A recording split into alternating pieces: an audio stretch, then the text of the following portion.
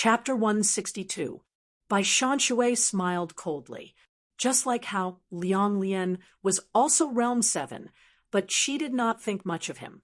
Usually, a Realm 7 cultivator like Liang Lian was not a match for her, but the other had the ability to kill her right now. Also, Lian Bo was one of the 13 marquises. Even Liang Lian had so many powerful subordinates. Today, Lian Bo was determined to kill her here. How could he be alone? 3 small boats appeared on the misty surface of the river. There was a person standing on each of the 3 small boats. One of them was bald and wore large silver earrings. He was dressed in strange clothes. One of them was elegant, dressed like a scholar. The last one was covered in iron armor and carried 2 swords on his back. He weighed down the small boat to the point that it almost sank into the water. These 3 were naturally the 3 experts under Lian Bo's command, Zhang Guangdao, Lu Zongtang, and Li Daozhou. You are willing to spend. Bai Shanshui looked disdainfully at Lian Bo.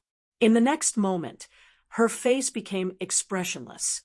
A wave rose from under her feet as she charged towards Zhang Guangdao. Zhang Guangdao was originally from the Chang people and was originally a horse gang on the border. He had been defeated by Lian Bo a few years ago. After being trained by Lian Bo, his cultivation had improved by leaps and bounds. However, since Lian Bo and Bai Shanshui were old enemies, Bai Shanshui naturally knew his subordinates very well. She knew that Zhang Guangdao was the weakest of the 3, so the first thing she wanted to do was to break through Zhang Guangdao.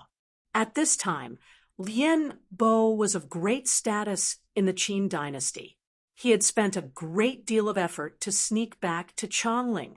He had stayed in the water for more than a dozen days to track Bai Li. Bai Shanshui had previously said that if he escaped, she would slaughter the Lian Marquisate establishment. But when Bai Shanshui charged towards Zhang Guangdao, he only smiled disdainfully and did not move. Ha ha ha ha. Good. Bai Shanshui was so famous, but seeing Bai Shanshui charge over, Zhang Guangdao laughed madly instead. His mouth was large, and when he laughed, his mouth took up half of his face. Bai Shanshui's breathing suddenly stopped, and she felt danger again. At this moment, Zhang Guangdao's hands surged with true essence. With a loud clang, he opened a copper box in his hand. The bottom of this copper box was made of a silver-white crystal. The runes engraved on it were like an ancient palace. And on this strange silver-white crystal, there were dozens of extremely thin silver-white iron small swords floating like stars in the starry sky. These dozens of small silver swords were not much larger than the bamboo sticks that ordinary people use to pick their teeth. But at this time, Zhang Guangdao's vital energy flooded into the bottom of the copper box. These dozens of small silver swords gave off a presence as heavy as a mountain. To be more precise, each of the dozens of small silver swords exuded an aura like that of a tin mountain. Bai Shanshui's expression changed drastically. She could feel the aura rushing into her body. Even her mouth and nose could smell the astringent smell. Her chest felt like it was filled with countless pieces of tin. Tin Mountain Sword Box. Li Lingjun. She realized what this was, and an even colder chill rose in her heart. Even the strongest seal soldier of the Chu dynasty, what Li Lingjun used to protect his life, had appeared in the hands of Lian Bo's 3 subordinates. This trap even included Li Lingjun. To make Li Lingjun pay such a price, then what was the reward? Time was too short, and she did not have time to think of more possibilities. The thick green longsword in her hand vibrated countless times, each time sending out terrifying primal energies of the universe. The sword essence that had been moving forward rose layer by layer. Countless mirror-like water curtains appeared in front of Bai Shanshui. At this time, dozens of small silver-white iron swords flew out of the copper box in Zhang Guangdao's hand. When each small sword flew out of the copper box, its trajectory had already been planned by the runes in the copper box. Zhang Guangdao had used almost all of his vital energy to activate the vast power of the sword box at the start, just to ensure that these small swords would not be destroyed by external power. At this time, the material of these small swords and their trajectories naturally formed a large formation and brought out even more terrifying power. Boom, boom, boom. Countless explosions sounded in front of Bai Shui. In this moment, it was like countless tin mountains were smashing into her sword moves. Bai Shui was already on the defensive. When the sword formation formed by the tin swords came, her first instinct was that she could block it. She even had the thought that nothing was more than that. But in the next moment, her true perception made her realize that she was no longer the same as before. Her breathing became extremely difficult.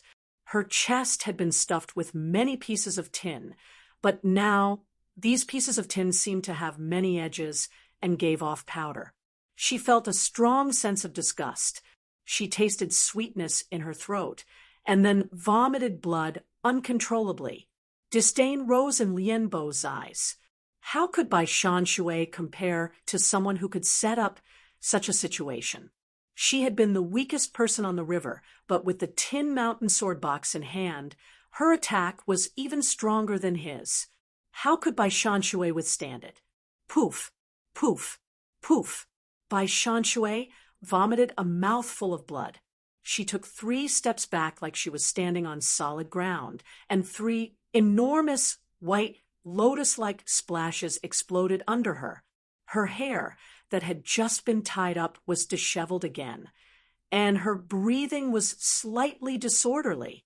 But at this time, Lian Bo sensed something and suddenly turned his head. But as one of the 13 marquises of the Qin dynasty, Lian Bo's full-power attack in his fury was not so easy to deal with. He was still dozens of feet from the shore, but when he reached out his hand, the returning water wrapped around his arm. The water was like an extension of his arm. He seemed to be gripping the inky green sword that had been hit. Then he shouted, and the inky green sword pressed forward like a mountain. Zhao Yi's eyes were blazing with flames. Magma-like flames ignited between his feet and the ground. His body seemed to be unable to withstand this kind of power and was about to fly backwards. But he still had a sword. He had 2 swords. He always used one to smash and the other to fly against his enemies. A wave of fire exploded from his sleeve.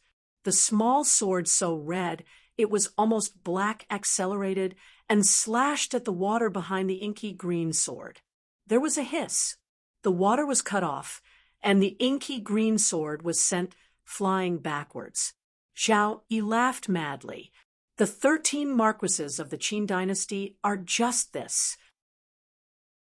Chapter 163. When Lian Bo's sword was broken, the qi in his body shook violently. For a moment, he couldn't say anything. Seeing that Zhao Yi could still laugh wildly, he felt a trace of coldness in his body. Bai Shui's vital energy cultivation most likely surpassed Realm 7 second class. But they were both Realm 7 third class. His cultivation would not be shorter than Zhao Yi's, and he had experienced many years of fighting in the Xiongqiang region.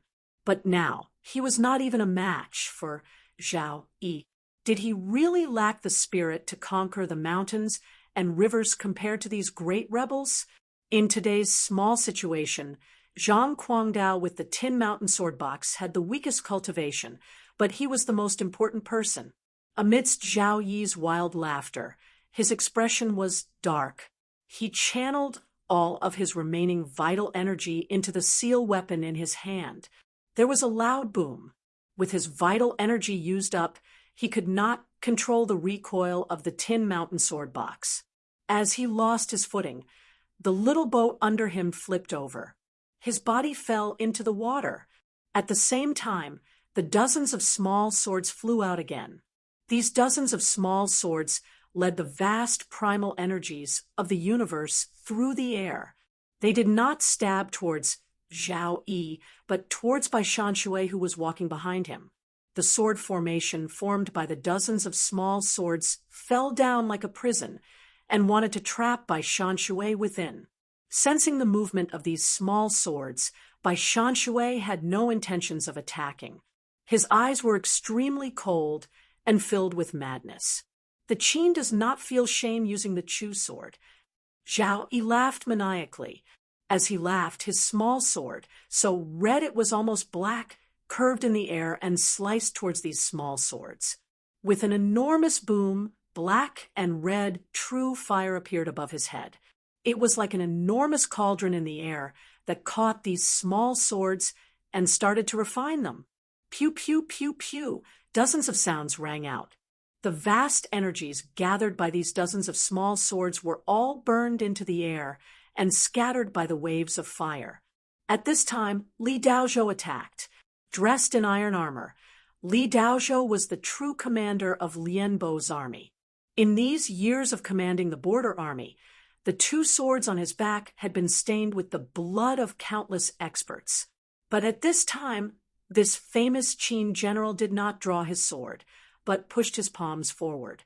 Two hurricanes formed in front of him and pushed against Lian Bo. Lian Bo screamed and flew up. In the next moment, he became a black dot in the sky. At this moment, there was another black dot in the sky. It was his dark green greatsword. After the sword was sent flying, it did not fall. Instead, it flew high into the sky. At this moment, Lian Bo reached out and caught the sword. An ear-piercing shriek resounded in the air. The two black spots expanded rapidly in Zhao Yi's eyes. Zhao Yi's expression became extremely solemn. He could feel the qi of heaven and earth converging into the two black spots. His eyes narrowed. Then he gripped his black greatsword with both hands and swung it upwards like a giant hammer. In the next moment, a ring-shaped airwave appeared around his body and exploded outwards. All of the flames around his body disappeared. Some of the pitch-black poplar trees standing tall in the burning reeds were instantly turned into sawdust and drifted outwards.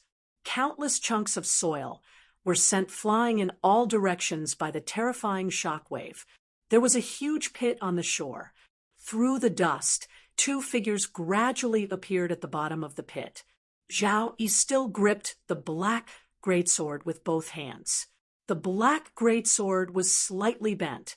Before the Zhao sword furnace was destroyed, most of the cultivators of the Zhao sword furnace spent their entire lives forging.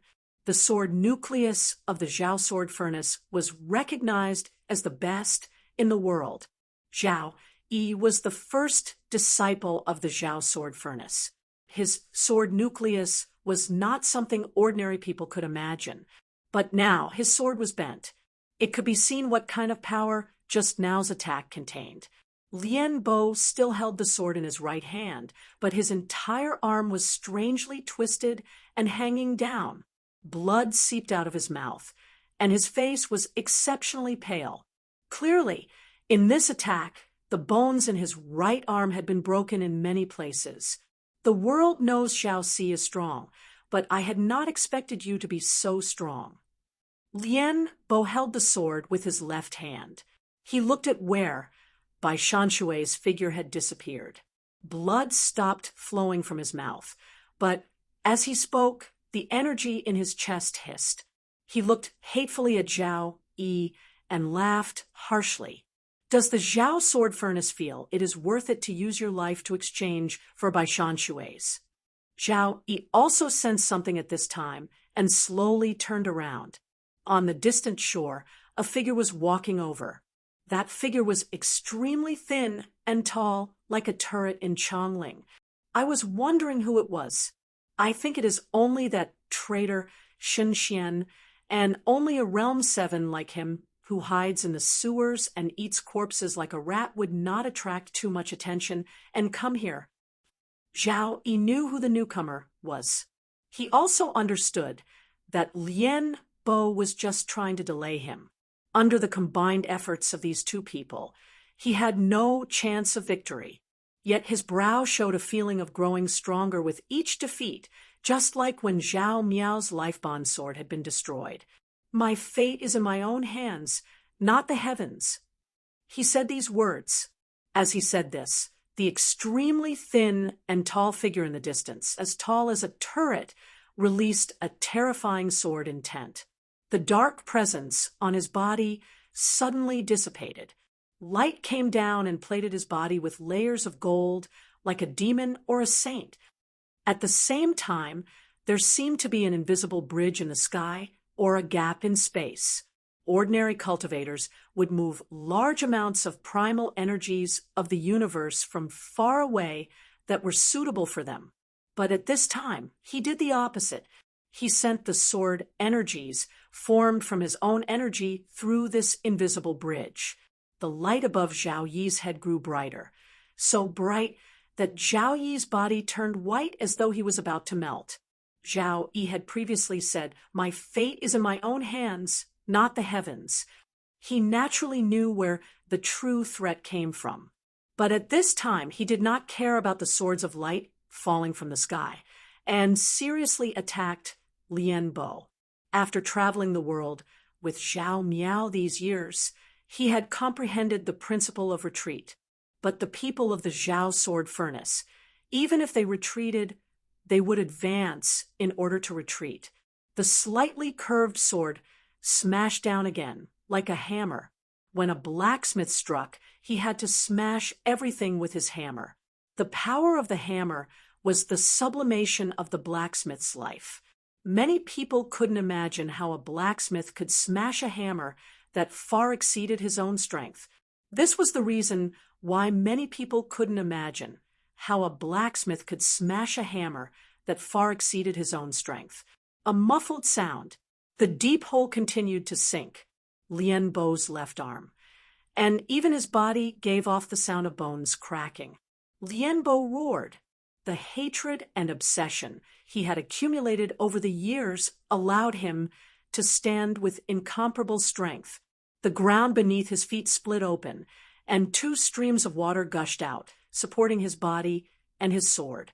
However, at this moment, the small sword that was black to the point of being red also attacked.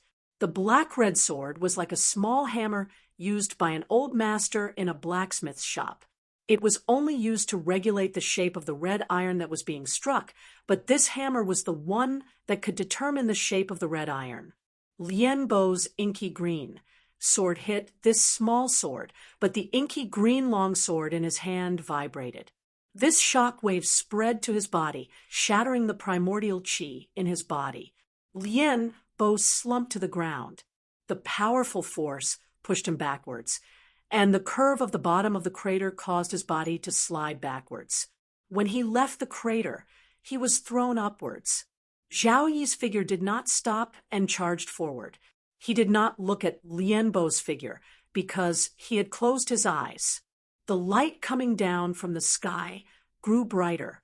Sword energy, like threads of light, stabbed into his body. He gave a muffled grunt. All the vital energy in his energy sea turned into true fire and burned fiercely. These sword energies were burned away in his body. But at the same time, the energies in his body evaporated, and his body dried up. The tall and thin figure in the distance shouted in anger. The threads of light that stabbed into Zhao Yi's eyes grew brighter, and the light in the sky suddenly disappeared. The water in Zhao Yi's eyes evaporated. His veins dried up and broke like they had turned into grains of sand. Zhao Yi's vision darkened. He knew that he would no longer be able to see any light or color. However, his withered face became even more tenacious. He swung the black greatsword in his hand backward. The large black sword howled in the wind, like an enormous stone thrown by a catapult, and fell towards the tall and thin figure in the distance. His body used the recoil of this blow to disappear into the plains on the river shore in a few leaps. Shen Xian reached forward and grabbed. With a metallic clang, His 5 fingers turned bronze as he gently grasped the tip of the black greatsword. Li Daozhou landed behind Lian Bo and supported the falling Lian Bo with his hands. In this battle, Bai Shanshui was seriously injured. Zhao Yi's eyes were blinded, and he lost a sword, but even such a situation had not been able to kill these great rebels. At this time, this famous Qin dynasty general did not feel any joy, and his entire body trembled uncontrollably. Shen Xian did not communicate with Lian Bo and his 2 remaining subordinates. He held Zhao Yi's large sword and turned to look in the direction of Changling's imperial city. The crisscrossing streets of Changling looked like a square chessboard in his eyes. Even if these great rebels had managed to escape this battle, they had all lost their feathers. But in the following long period of time, these great rebels could only fight for a chance to live. The Yuanwu Emperor had achieved what he wanted. The Deer Mountain Conference was completely peaceful. In the hustle and bustle, the cultivators above the 7th realm were like chess pieces. Could sword arts be stronger than mental arts? Chapter 164. The bright moon rose from the tide, and the spring river connected to the sea. When the moon was high in the sky, the Yuanwu Emperor, who liked to wear cloth robes in the Qin dynasty's imperial palace, walked out of the imperial study and stepped onto the stargazing platform. Seeing the stargazing historian record, a demon star fell into the Wei River, deep red, fearing inauspiciousness. He picked up his brush and changed it. Yuanwu year, 12 spring, a lucky star comes to court, auspicious signs come from the heavens, and everything is appropriate. The moon was not full and only lacked a corner, but as he stood with his hands behind his back and looked at the moon, he had a satisfied expression. How could there be complete perfection in the world? How could there be perfection? Even if those great rebels had not been killed, even if someone wanted to use the situation to kill Fu Su, he had achieved what he needed.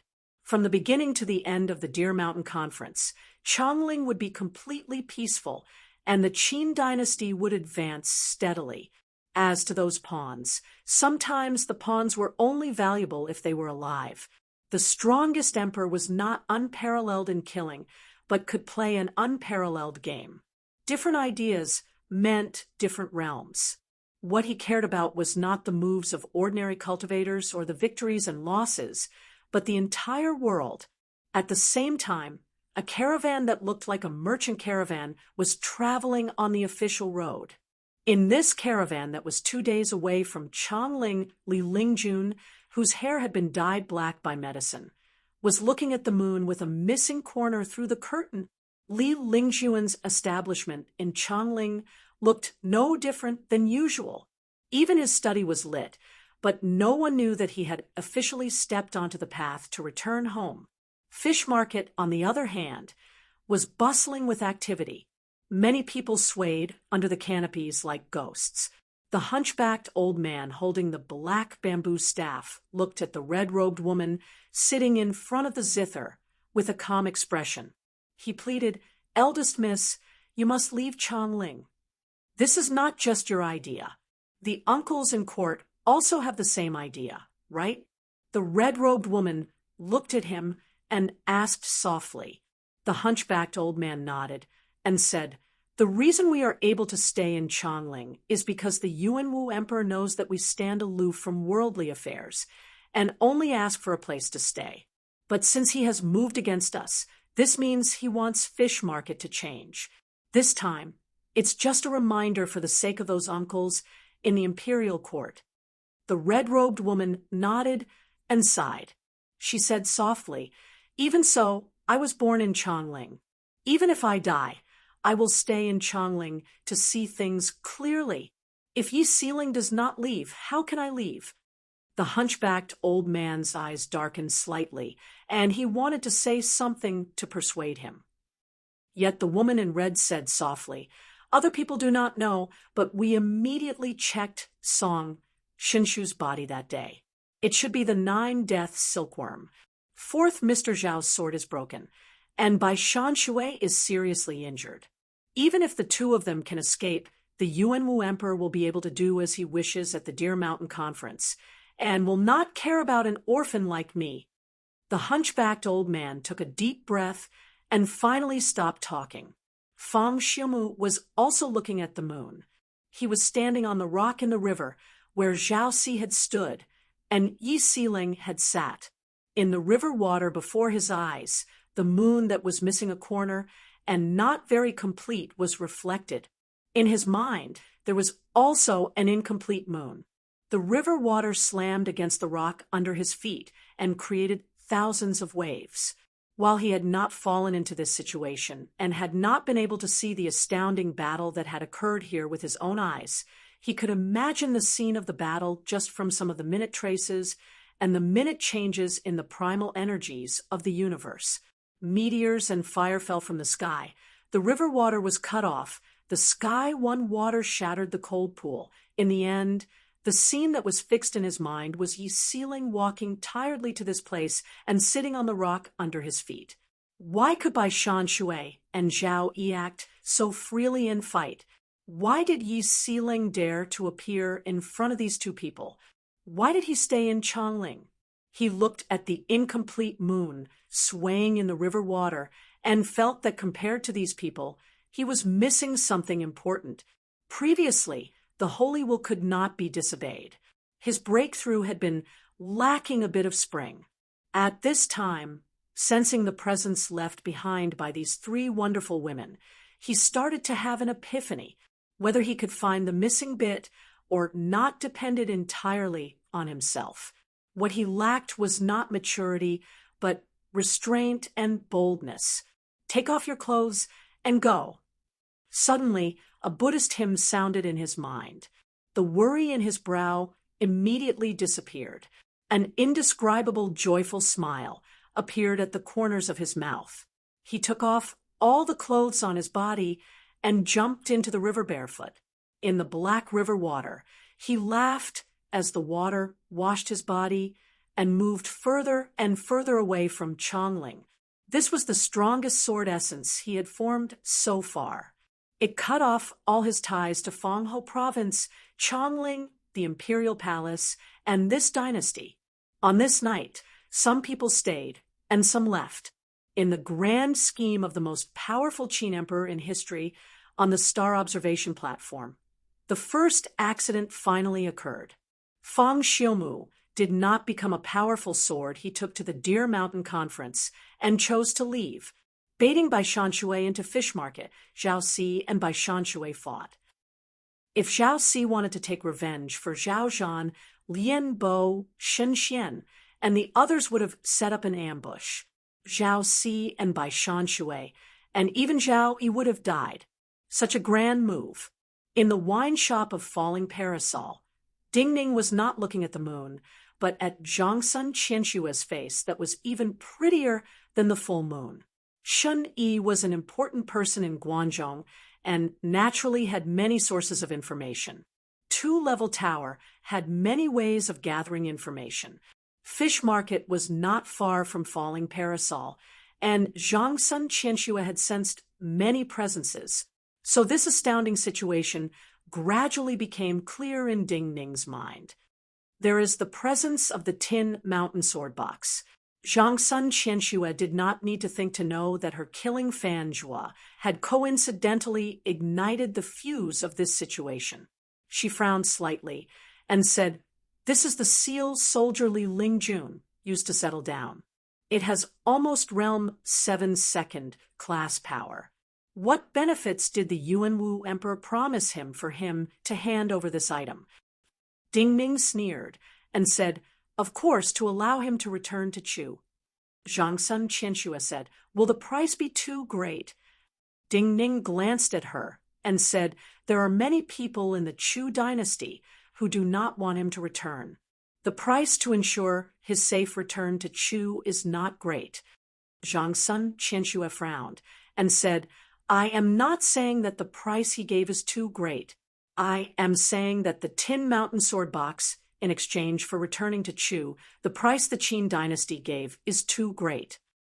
You feel that Li Lingjun is outstanding, and fear that the enemy country after the Qin dynasty will have another young and powerful emperor? Ding Ning coldly shook his head. In terms of scheming, Li Lingjun and Zheng Xiu are far from each other. Since Zheng Xiu has him return, it means that she never thought that Li Lingjun was a match for her. Or rather, she had absolute control over this matter. In the battle of the third year of Yuan Wu, 200,000 of our army were killed, countless chariots were lost, and Yangshan Commandery was cut off. One sun for 600 miles. This is a great humiliation. So watch carefully. In this Deer Mountain Conference, the Yuan Wu Emperor's primary target is the Chu dynasty. After this Deer Mountain Conference, if nothing unexpected happens, Yangshan Commandery will be returned. In the future, if we want to destroy enemy countries, the first to be destroyed will be the Chu dynasty.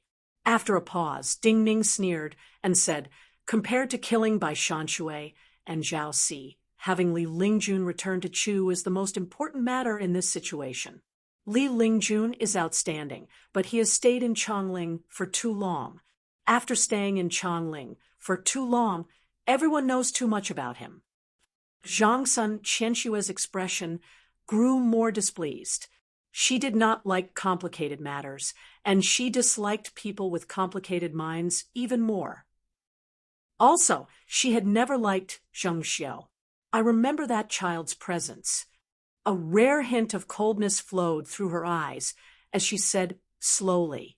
The words were sudden, but Ding Ning completely understood. He was silent for a moment and said, I know he should be Fu Su.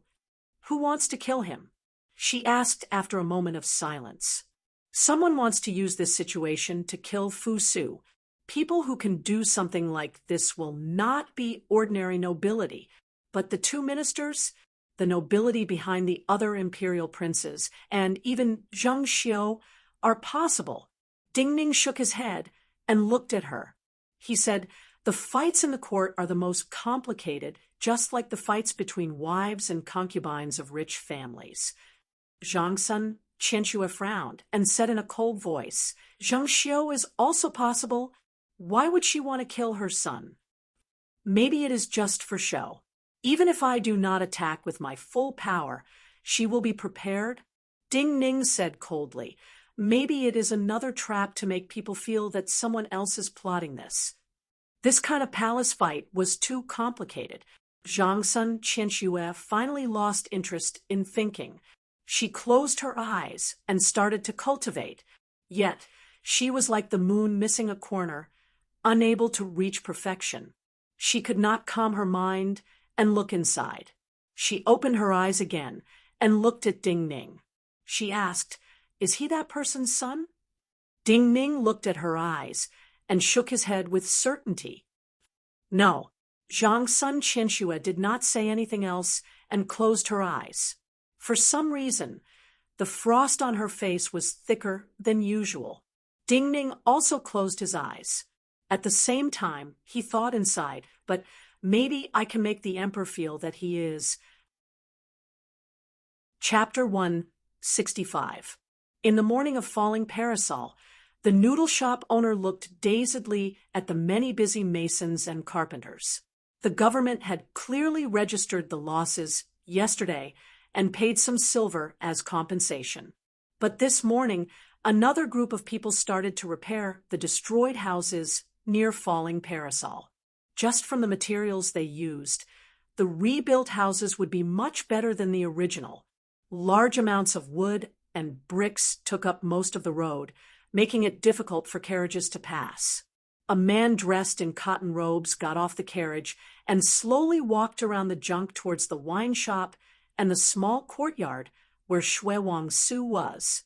Zhang Yi happened to be at the door pouring water for washing his face. Seeing this man, Zhang Yi immediately put down the basin in his hand, wiped his hands, and bowed. Mr. Wang Taishu. Sensing the presence of the approaching man, Zhang Yi was stunned. He congratulated in admiration, "Congratulations to Mr. on your breakthrough." This man was Wang Taishu. It seemed that he was still as thin and weak as before, as if he could not even stand up to a gust of wind. However, his complexion was not as pale as before, and there was a faint layer of light flickering on his face. In Zhang Yi's perception, there seemed to be another world in Wang Taishu's body. It was as empty as a valley, but contained great power that could erupt at any time. This stark difference caused him to understand that Wang Taishu had broken through from Realm 5 to Realm 6. He also seemed to have merged with his life bond item and started to cultivate his life bond sword. Wang Taishu was a cultivator from the streets and had reached Realm 6 in the prime of his life. Zhang Yi was impressed by this cultivation speed. Hearing Zhang Yi's congratulations, Wang Taishu smiled and returned the greeting. Ding Ning walked out of the small courtyard and glanced at Wang Taishu. He said half jokingly and half seriously, "You are finally not too weak." Wang Taishu looked seriously at him and said, "If you had not given me some whale jade ointment, maybe I would still be very weak now." Zhang Yi was stunned. Only now did he know that Ding Ning had given some of the precious whale jade ointment the vice bureau chief of the Bureau of Ceremonies had given to Wang Taishu. "Have you found the origins of those death warriors?" However, Ding Ning did not take it seriously. He directly changed the topic and asked calmly, "Since those death warriors were used to assassinate Fu Su, the person behind the scenes would not allow people to find the connection between them and the true mastermind. But the gangsters of Chongling had different methods than the government. They could find the tracks these people had left in the streets of Chongling. They are not outsiders. They have stayed in Chongling for more than 2 years." Wang Taishu looked at him and said, "But in the last 2 years, they did not even show their cultivator identities. 2 of them even have families in Chongling. Even their wives and children do not know of their cultivator identities." Ding Ning said, "They are well hidden." Wang Taishu glanced at him and said, "Can we speak alone?" Ding Ning frowned. There were no outsiders here. If Wang Taishu said so, there must be something important. "All right." He nodded and turned to walk towards the wine shop. After Wang Taishu walked into the wine shop, he closed the door. Then he said in a voice only he and Ding Ning could hear, "There is something I want to hear your opinion on." Ding Ning glanced at him and said, "What kind of important matter is it that makes you so cautious? If you have something to say it all at once. Otherwise, I will die from anxiety." "It really is an extremely important matter," Wang Taishu said softly. "It should be Zhao Si." Ding Ning's expression froze slightly. He immediately reacted and said cautiously, "You found her tracks?"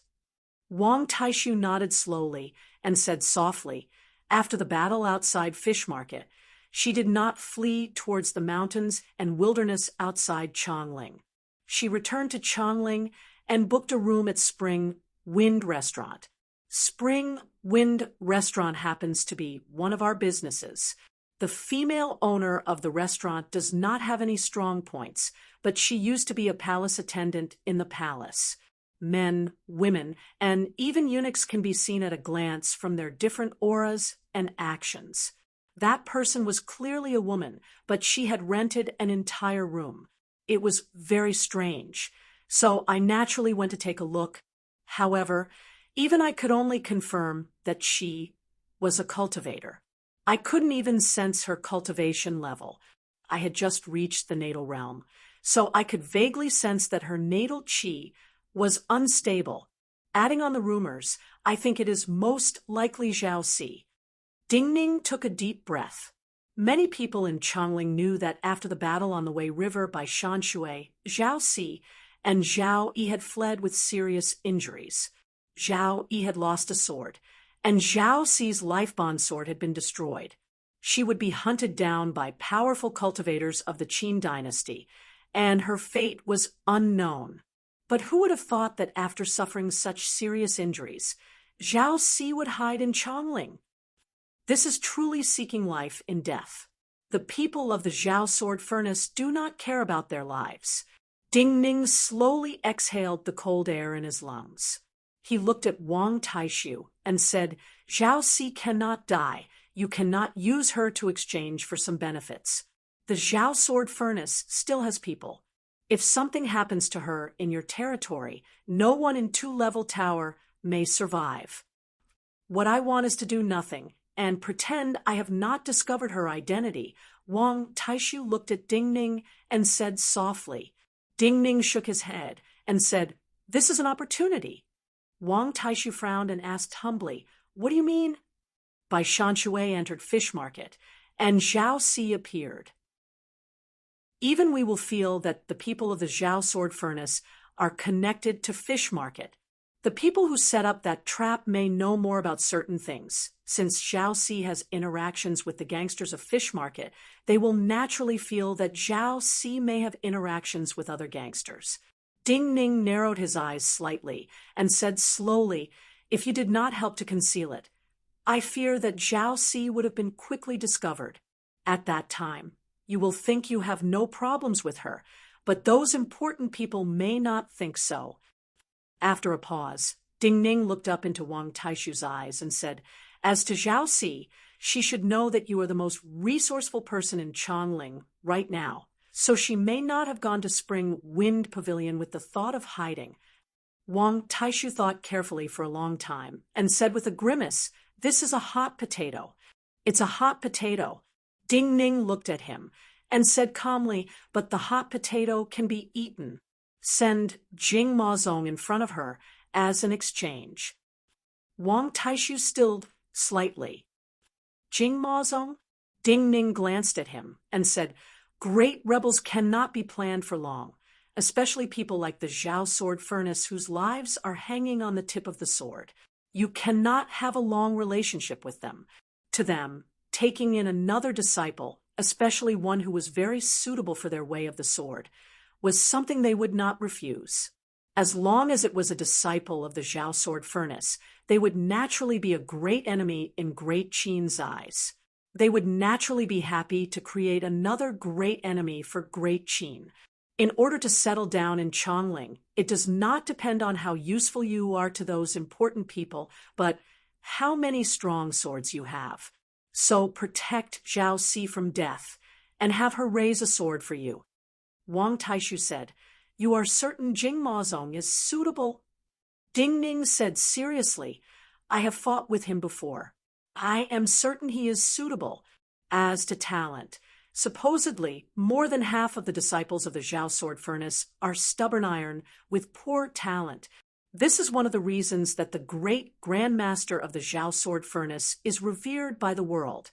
That great Grandmaster gave his legacy to Zhao Si, and even Zhao Yi was given to Zhao Si to teach. Zhao Si naturally has the ability to forge stubborn iron. Wang Taishu made his decision and relaxed. He started to admire Zhao Si. He couldn't help but shake his head and say softly, No one had expected the famed fourth Mr. Zhao to be a woman and have such courage. Ding Ning said calmly, You were chosen by her. This means your courage is not bad. Wang Taishu grimaced and said, Other people do not know, but you gave me half of my courage. Ding Ning's expression was still absolutely calm, but his breathing grew slightly hot. This was an accident he had not expected at all. The sword of the Zhao Sword Furnace would form a connection with him through this kind of method. As long as there was a connection, he could take advantage of it. A young man of few words was walking through the streets. He was wearing an exceptionally thick fur coat, and it was not the commonly seen fox or deerskin, but the fur of the snowy plains wolf, which was produced in a very cold place. Although this kind of fur was fluffy, it wasn't soft at all. It gave off an exceptionally strong feeling. In Chongling's weather right now, there were very few people who wore such thick clothing. For ordinary people, people who wore especially thick clothing were more afraid of the cold than ordinary people. Most of them came from places where the 4 seasons were as warm as spring. But in reality, many people who came from extremely cold places were more afraid of the cold. Their fear of the cold was like a habit, a kind of psychological coldness.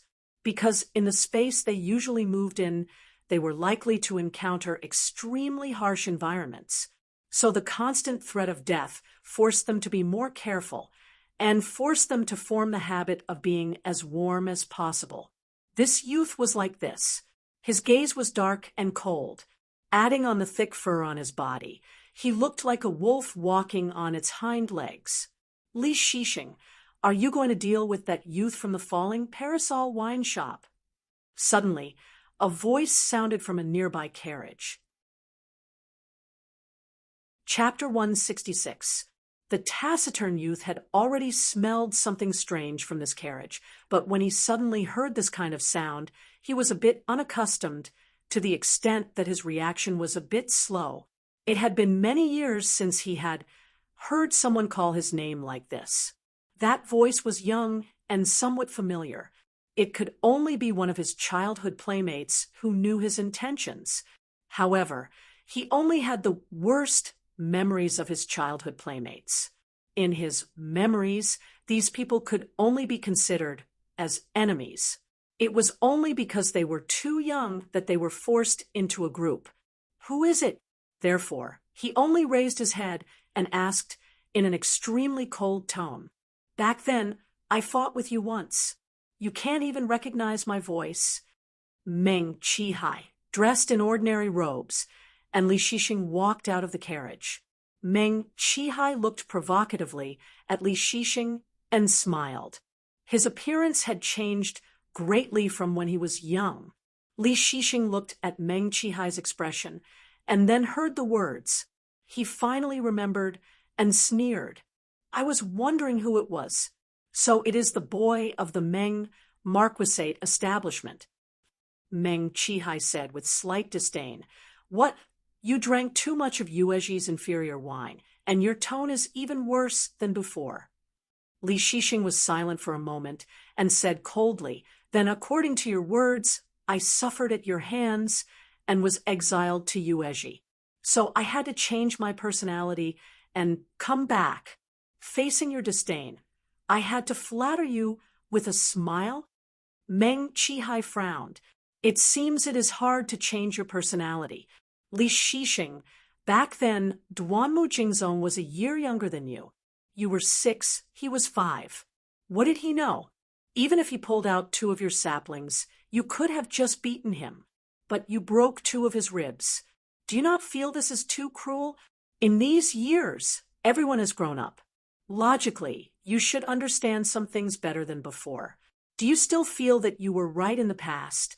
Have you not thought that it was everyone's fault, that everyone did not like you back then?" Li Shixing suddenly grew angry and said gravely, "You did not like me because you were afraid of me." Meng Qihai sneered and asked in return, "Afraid of you?" Li Shixing also sneered, "Because I'm better than you in everything. Reading, writing, archery, swordsmanship, body tempering, and even hunting and growing herbs. I'm much better than you. None of you can defeat me, so of course you're afraid of me."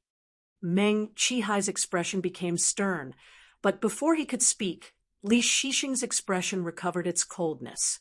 He said, "Just like now, you cannot defeat me. So do not think about teaching me a lesson. If you need to leave, leave. Otherwise, why do you think I returned to Chongling? You must be very strong and have performed well enough to enter a first-rate sect in Chongling to study.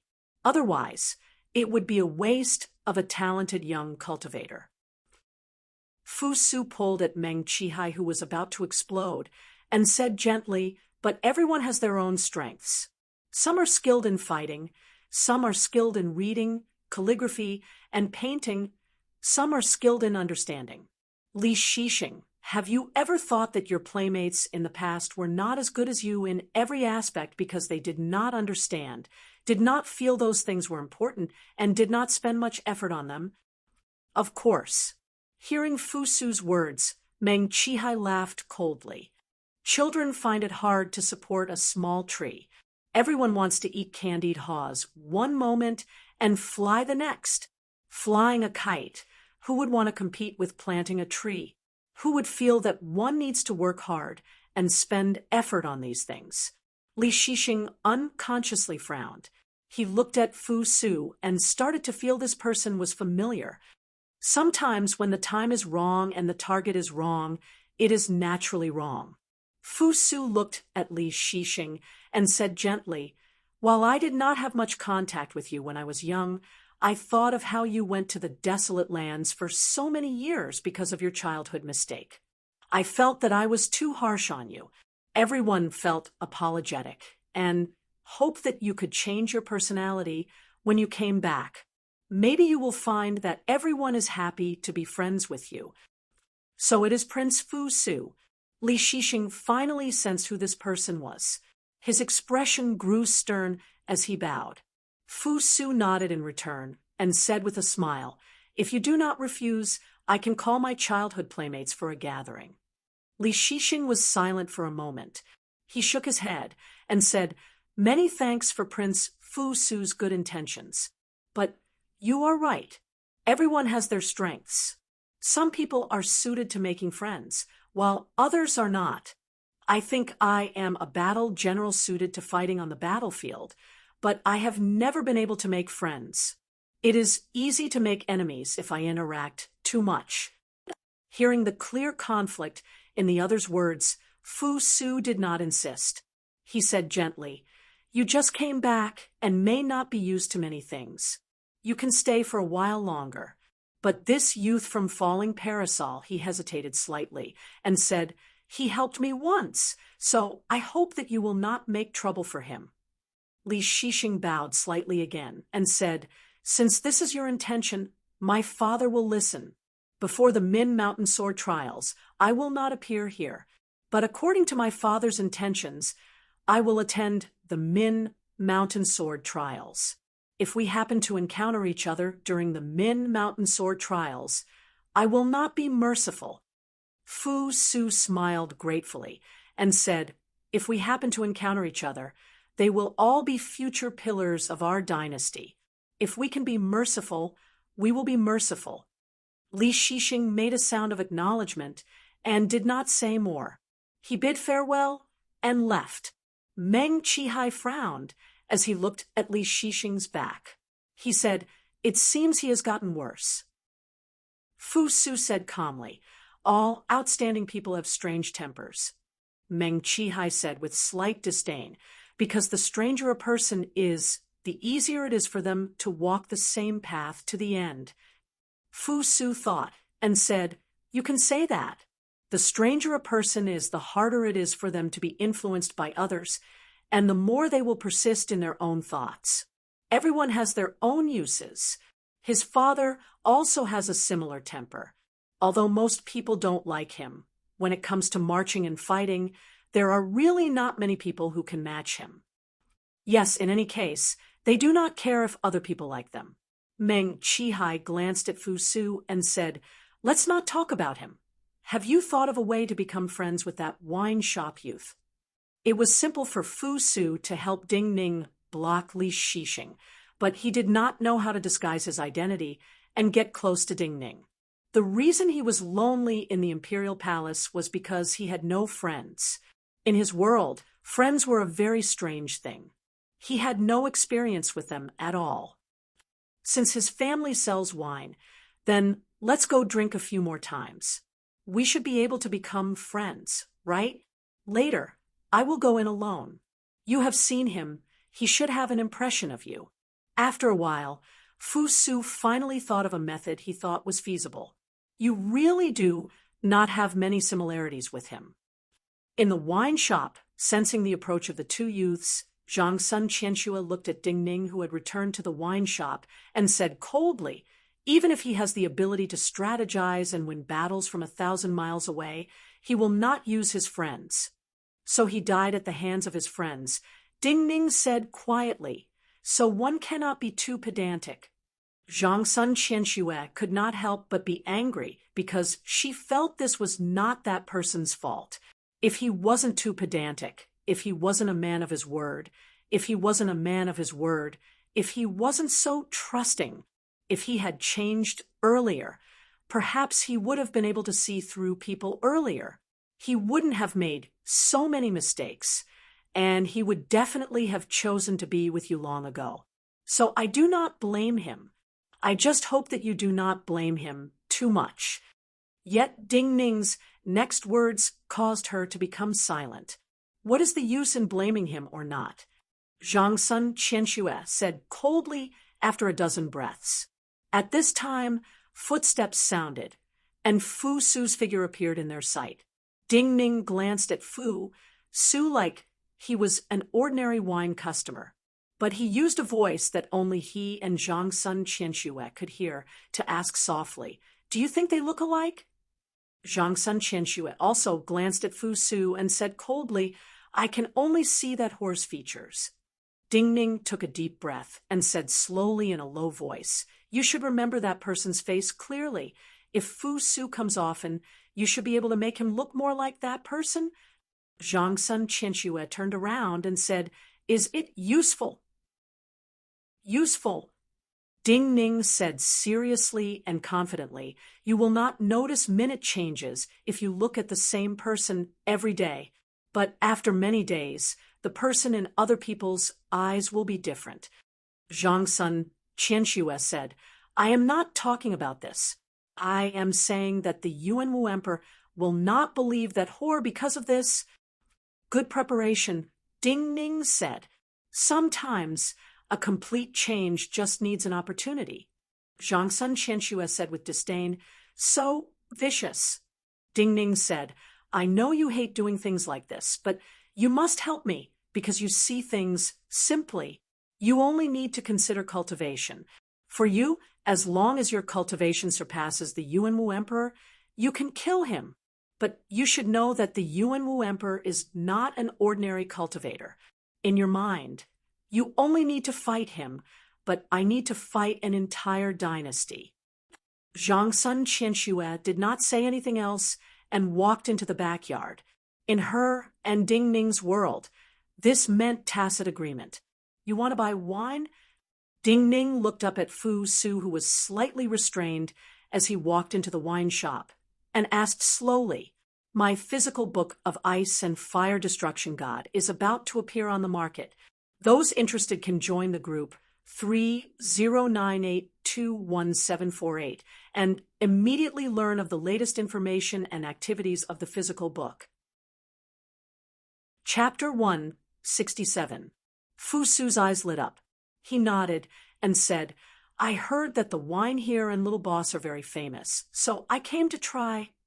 Looking at Fu Su's clean and gentle features, Ding Ning's body seemed to be filled with countless scenes. These scenes were like sand and stone that turned his body cold and hard. At the same time, they made it difficult for him to breathe. They were all the earthy scents that left the deepest impression in his mind. What he truly wants is longevity, to rule the Qin dynasty forever, or rather, the entire world. So everyone is his tool. You and Zheng Xiu are not an exception. I want to take back the debts he owes many people. At the same time, I hope to change many people's fates, including yours. As what I owe you, I will do my best to give you the ability to make your own choices in the future." Ding Ning took a deep breath and retreated the scenes in his mind. What? Ding Ning's moment of silence caused Fu Su to become slightly nervous. He feared that his words were inappropriate. "You have seen me before?" Ding Ning looked at him and asked. Fu Su suddenly panicked and instinctively waved his hand. No, but he was not skilled at lying, or rather, he had never lied before. As he waved his hand, 2 red clouds appeared on his face. "I don't think I have seen you before." Ding Ning looked calmly at him and said, "But I feel you are familiar. So I think this is what it means to feel like old friends at first sight." Ding Ning's words contained many meanings, but Fu Su's panic completely disappeared. He felt joy. He could not help but laugh and said, "I also feel like old friends at first sight. Since that is the case, Today's wine is on me, Ding Ning said as he put a pot of wine on the table in front of Fu Su. Fu Su's eyes grew brighter. He hurriedly picked up a wine cup, poured a cup of wine, raised it in a toast, and then drank it all in one gulp. The wine tasted sour in his mouth. His brow immediately furrowed. This wine. But he could not help but laugh. This wine is so unique. May we meet again? Ding Ning poured a cup of wine. Like ordinary people in Chongling, he raised his cup in a toast. But when he drank it all, he said inside, "To our fate." Fu Su's alcohol tolerance was not very good. At this time, he naturally did not need to use his true essence to force out the alcohol in his body. Soon his eyes were hazy. His status was extremely noble, and his heart was restrained. Although he was happy, he restrained himself from drinking. Zhang Sun Qianxue walked out of the inner courtyard with a pot of hot tea. She looked at Fu Su's clean brows and eyes. The more she looked, the more they resembled Zheng Xiu. For no reason, she felt hatred. Where should I start? That person's face appeared in her mind, and it was as clear as yesterday. A minuscule thread of energy came out of her fingertip and touched Fu Su's face along with the steam from the hot tea. Why are you drinking so much when you can't drink? Aren't you afraid of spouting nonsense after drinking? Waiting in the carriage outside Falling Parasol, Meng Qihai finally heard Fu Su's footsteps.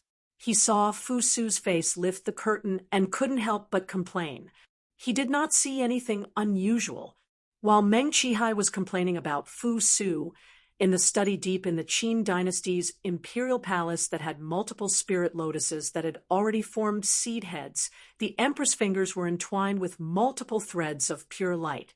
In the battle on the Wei River, all the cultivators above Realm 7 in Chongling could feel her attack. They could feel that Zhao Ci's life bond sword had been destroyed in her hands. The thin and continuous streams of vital energy and primal energies of the universe that came out of her study pierced into the sky with great determination. They reached a place they could not sense and caused the star fire to turn into great power. All the cultivators of Chongling were certain that after so many years, the sword of hellfire, Zheng Xiu, who had often killed enemy generals on the battlefield with one blow, was stronger than before. At this time, she was still channeling the primal energies of the universe from her body into the sky, into the cold space where the primal energies of the universe had completely disappeared. She was controlling the unique cold flames formed from comet dust and star fire. But at this time, none of the cultivators of Chongling, including the emperor in the imperial palace who had taken care of some hidden dangers before the Deer Mountain Conference and was cultivating in seclusion in the last moments before the conference, could sense her actions. Because the Bazin Kendo ground had been destroyed. Because even in the Bazin Kendo ground back then, she was the only one who had comprehended and cultivated this cultivation method. She was like a small star that gave off starlight in an unknown place and passed through endless space. Inside the pale flames that she controlled with starlight was a small sword that was as black as rust. This small sword was naturally Zhao Ci's life bond sword. After this little sword was defeated by her and its connection with Zhao Ci was severed, logically speaking, it should have fallen to some unknown place. But at this moment, she did not know why. The threads of power in the pale, white flames seemed to be nourishing this already dead sword.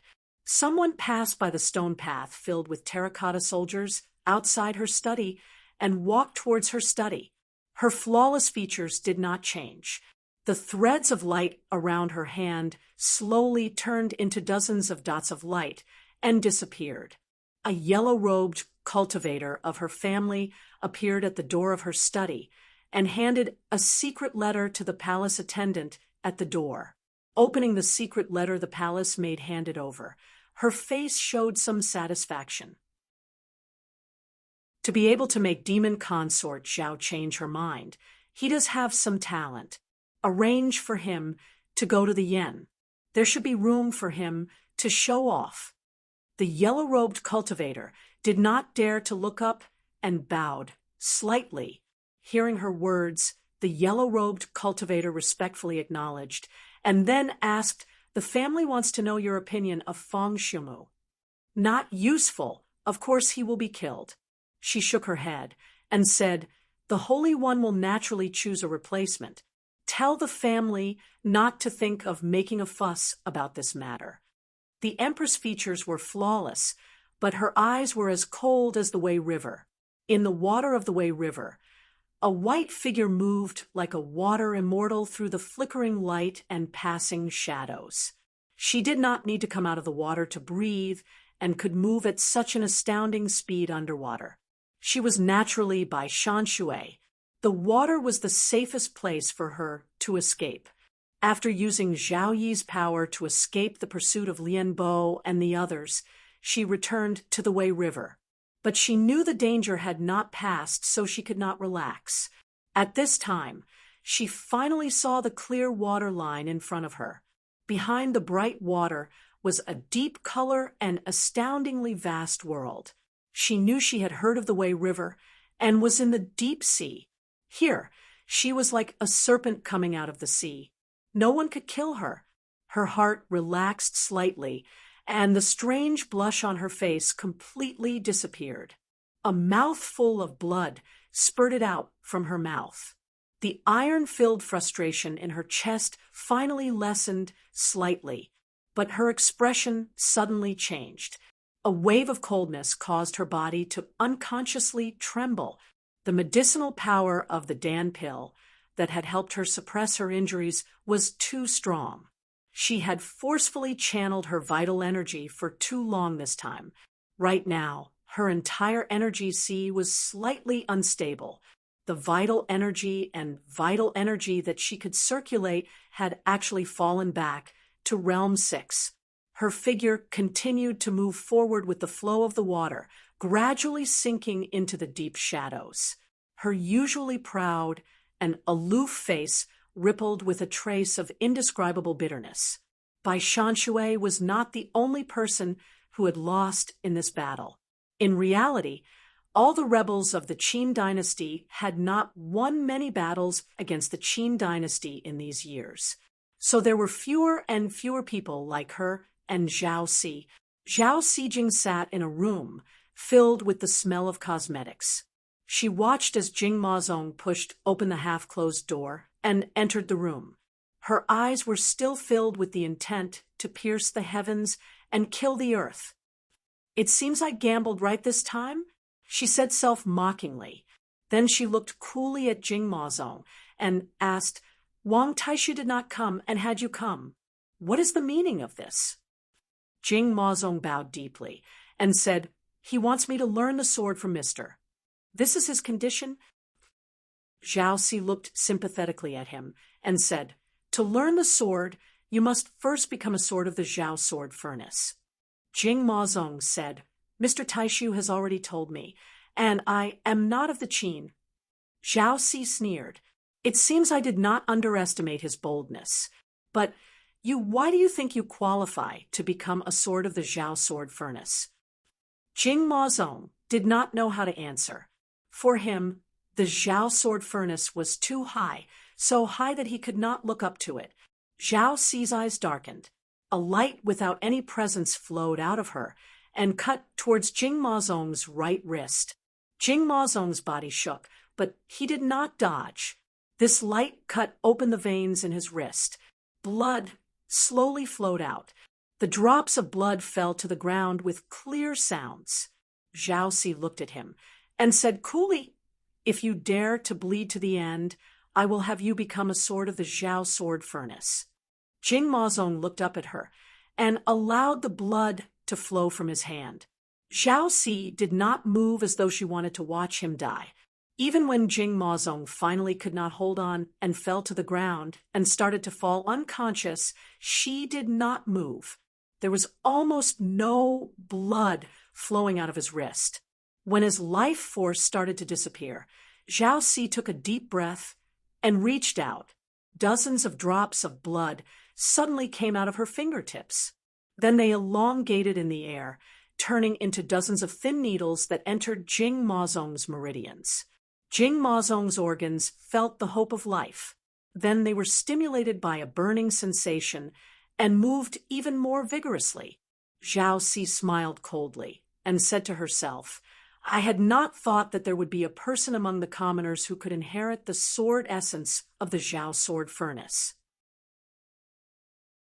Chapter 168. Time continued to flow. This may be the only fair thing for everyone in the world, but for many of the Chongling nobility, time in this spring seemed to flow faster than in previous years. The reason it was fast was because people were in a hurry and because of the Deer Mountain Conference. While the Min Mountain Sword Trials was a projection of countless Chongling nobility fighting and a performance of the Qin dynasty's talents that all the dynasties paid attention to, compared to the Deer Mountain Conference that could decide the fate of an entire dynasty, it could not be mentioned in the same breath. Fangho Province in the twilight did not seem any different than in the past. But as Su Xiumu disobeyed the emperor and left without saying goodbye, many people saw a hint of decline. In the Wei River military port, Yi Siling stood at the bow of the enormous armored ship that had accompanied her out to sea. She looked at Fangho Province in the distant light. Suddenly, she said softly to Han Sancher, who had been following her like an old servant, the one to replace Fang Xiumu and follow the emperor to the Deer Mountain Conference must be Fang Xiang. Why? Han Sancher asked. Her words were hard for almost everyone in Chongling to understand. It was a great honor to follow the emperor to the Deer Mountain Conference, now that Fang Xiumu had disobeyed the emperor. Even if Fangho Province had to make up for his mistakes and call back the mighty general guarding the pass, this action was too great. Just wait and see. Yi Siling shook her head and smiled coldly. She was one of the few people who understood the Yuanwu emperor the best. She knew that Fangho Province, once the strongest of the 13 marquises, would likely be the first to turn to dust. As time passed, a beautiful mountain shrouded in mist and water appeared in front of Li Lingjuan's caravan shrouded in the twilight. Seeing the mountain appear so clearly in front of him like a world pressing down on him, Li Lingjuan's eyes uncontrollably became misty. That was Wu Mountain, the Chu lands. After being away from the Chu for so many years, not to mention this mountain, even the grass and trees on this mountain were exceptionally stunning. In Li Lingjuan's caravan, there were naturally many Chu people who had followed him to Chongling. The road back home was long and arduous. This road back home had been planned for more than 10 years. Along the way, there were arrangements to change the carriages and horses. It was a true day and night journey. They only used half the usual time to get here. Naturally, everyone in the caravan was exhausted to the extreme. But when they saw the mountain and the vegetation on it, all the Chu people seemed to be struck by lightning. Their bodies trembled violently, and many of them started to sob. Wushan Mountain was a natural obstacle. It was surrounded by several surging rivers, so it was impossible for an army to launch a surprise attack from here. Usually, only the border trade caravans would pass through here. Therefore, on Li Lingjuan's route back home, the last checkpoint of the Qin dynasty was the Wushan Pass, which was guarded by several hundred soldiers. The most important military base of the Qin dynasty and the Chu dynasty had originally been Yangshan Commandery. It was at the end of Wu Mountain and cut deep into the plains of the Chu dynasty. Yangshan Commandery had belonged to the Chu dynasty in the 3rd year of Yuanwu. Right now, the closest Qin stronghold to Wu Mountain Pass was Cold Valley Pass, more than 60 miles from here. From Chongling to here, there had been no obstructions. This checkpoint had clearly received the relevant secret orders. After seeing the documents of this caravan, they immediately let them pass, and did not even check the people and items accompanying the caravan. When the caravan truly drove into the path that the caravan had created through the Wu Mountain, Li Lingjun could not control his emotions as he smelled the moist air of the Wu Mountain. He lifted the curtain and had an impulse to kiss the land of his homeland.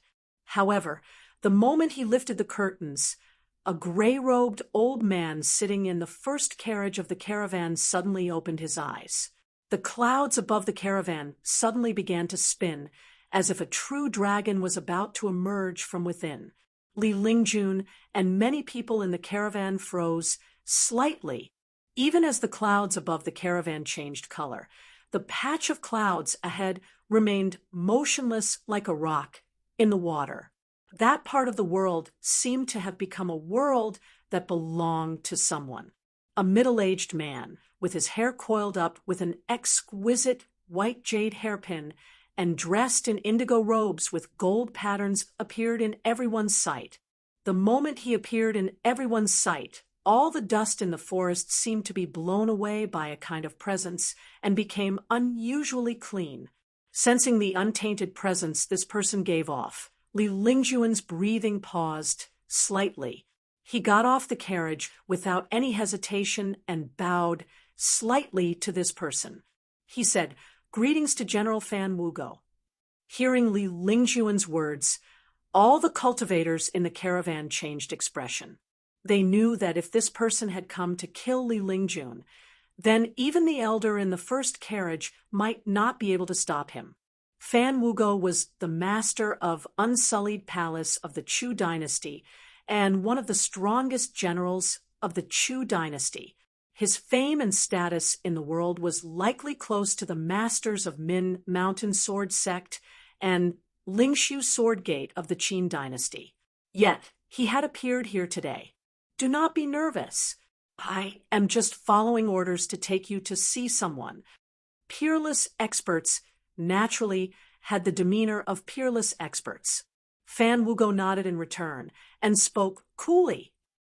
It was much better than the most exquisite room in Li Lingjun's establishment in Chongling, and could even be said to be more exquisite than all the beautiful rooms in Chongling. Such beauty could only come from the imperial palace of the Chu dynasty in the world. Everything in these tents was no different from everything in the exquisite halls of the Chu dynasty's imperial palace. In the centermost tent, a beautiful woman whose figure alone made it difficult to breathe was standing with her back to him. In front of the beautiful woman, there was a hot spring pool that was either man-made or naturally formed. It was constantly emitting a misty white mist. Li Lingjun finally confirmed that the impossible person he had guessed was possible. He bowed his head in terror, hesitated slightly, and said, "Mother Empress, when you left Chung City, you were still a child." An incomparably beautiful voice sounded. The beautiful woman slowly said with a trace of emotion, "You don't need to rush to Chung City. What you need to do is to wait with me at Deer Mountain." Li Lingjun's breathing paused. He finally understood why this woman, who was as powerful as Zhengxiu, was here. He said in a trembling voice, "Is Father King's entourage about to arrive?" The beautiful woman still did not turn around. She nodded and said, "It is about time. Come and serve me in the bath." Li Lingjun's body uncontrollably trembled. His mind was completely blank.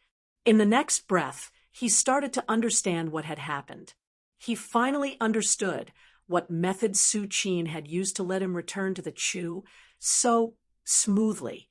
But this kind of thing, Su Qin had not told him.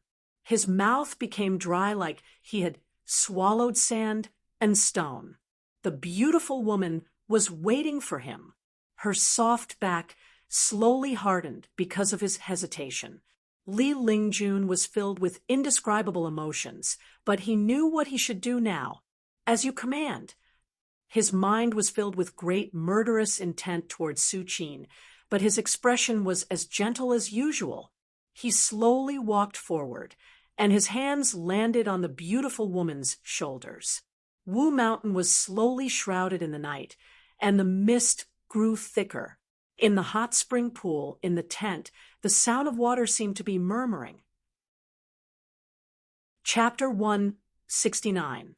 Rain silently fell, causing the entire Wu Mountain to be shrouded in mist like an immortal realm. The caravan waited silently on the muddy mountain path. Lu Sish stood by one of the carriages, silently and nervously looking in the direction Fan Wugo and Li Lingjun had left. Familiar footsteps came from the darkness. Lu Sish's expression relaxed slightly. There was no sign of Fan Wugo. Li Lingjun walked out of the forest alone, but his body gave everyone a feeling of crystallization. He seemed to have washed away the tiredness from the long journey and gave off an unusual presence. In Chanling, Li Lingjun had shown admirable abilities in many areas and a presence that made people follow him, but he had to be careful to survive. But at this time, in the eyes of everyone inside and outside the carriage, Li Lingjun's cautiousness had mostly disappeared, and his figure seemed to grow larger. This change in presence caused many people to realize something, and they became excited again. Li Lingjun knew what his loyal retainers needed right now. So he coughed softly and said in a gentle and clear voice, "We do not need to hurry to Chung City. We will go to Deer Mountain." Everyone in the caravan stilled. Before most of them could process the true meaning of these words, Li Lingjun slowly continued. "At Deer Mountain, before the conference starts, Father King will make me the crown prince."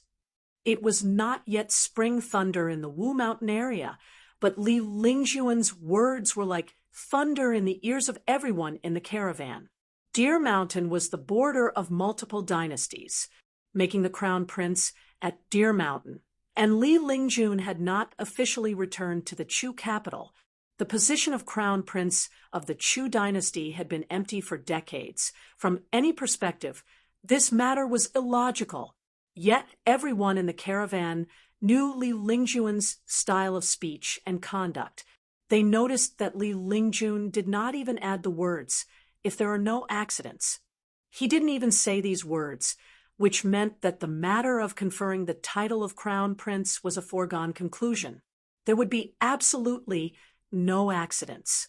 Everyone in the world knew that King Chu was old. Li Lingjun becoming the crown prince was a foregone conclusion.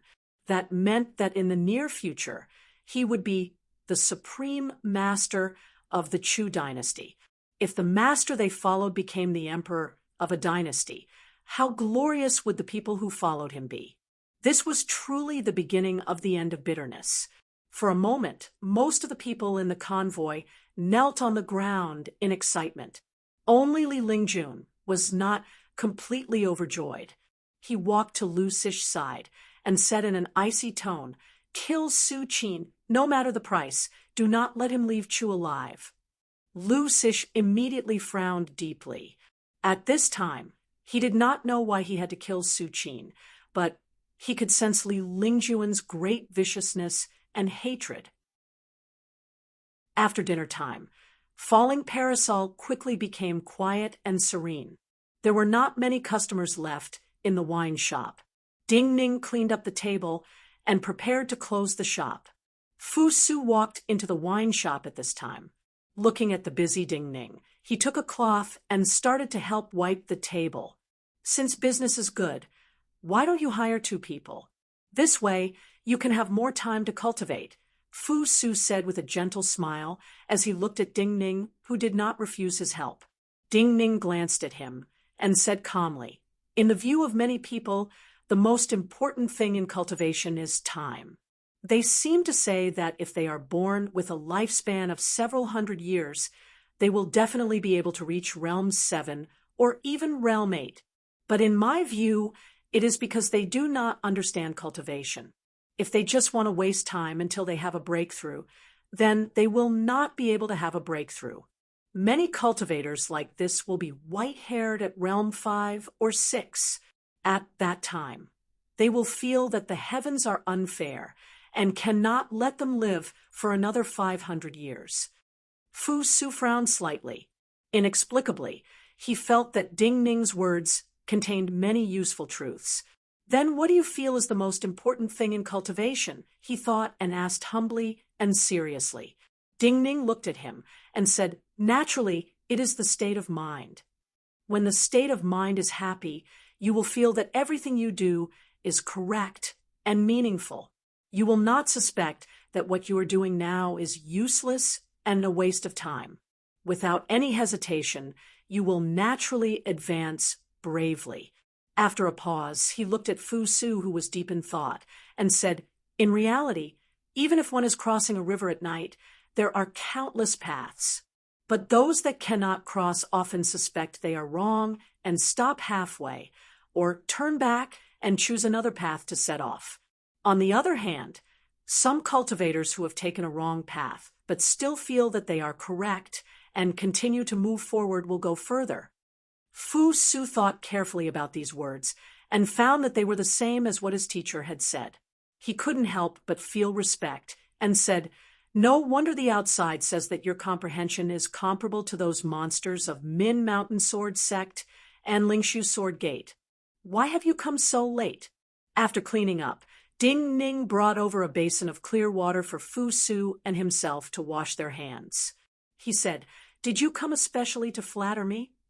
Fu Su laughed and took out a jade wine pot from his sleeve. He said, last time you treated me to wine. This time it is my turn to treat you. The wine in the jade wine pot was jade in color. When it was poured into the wine cup, it formed a line that gave off a glowing light.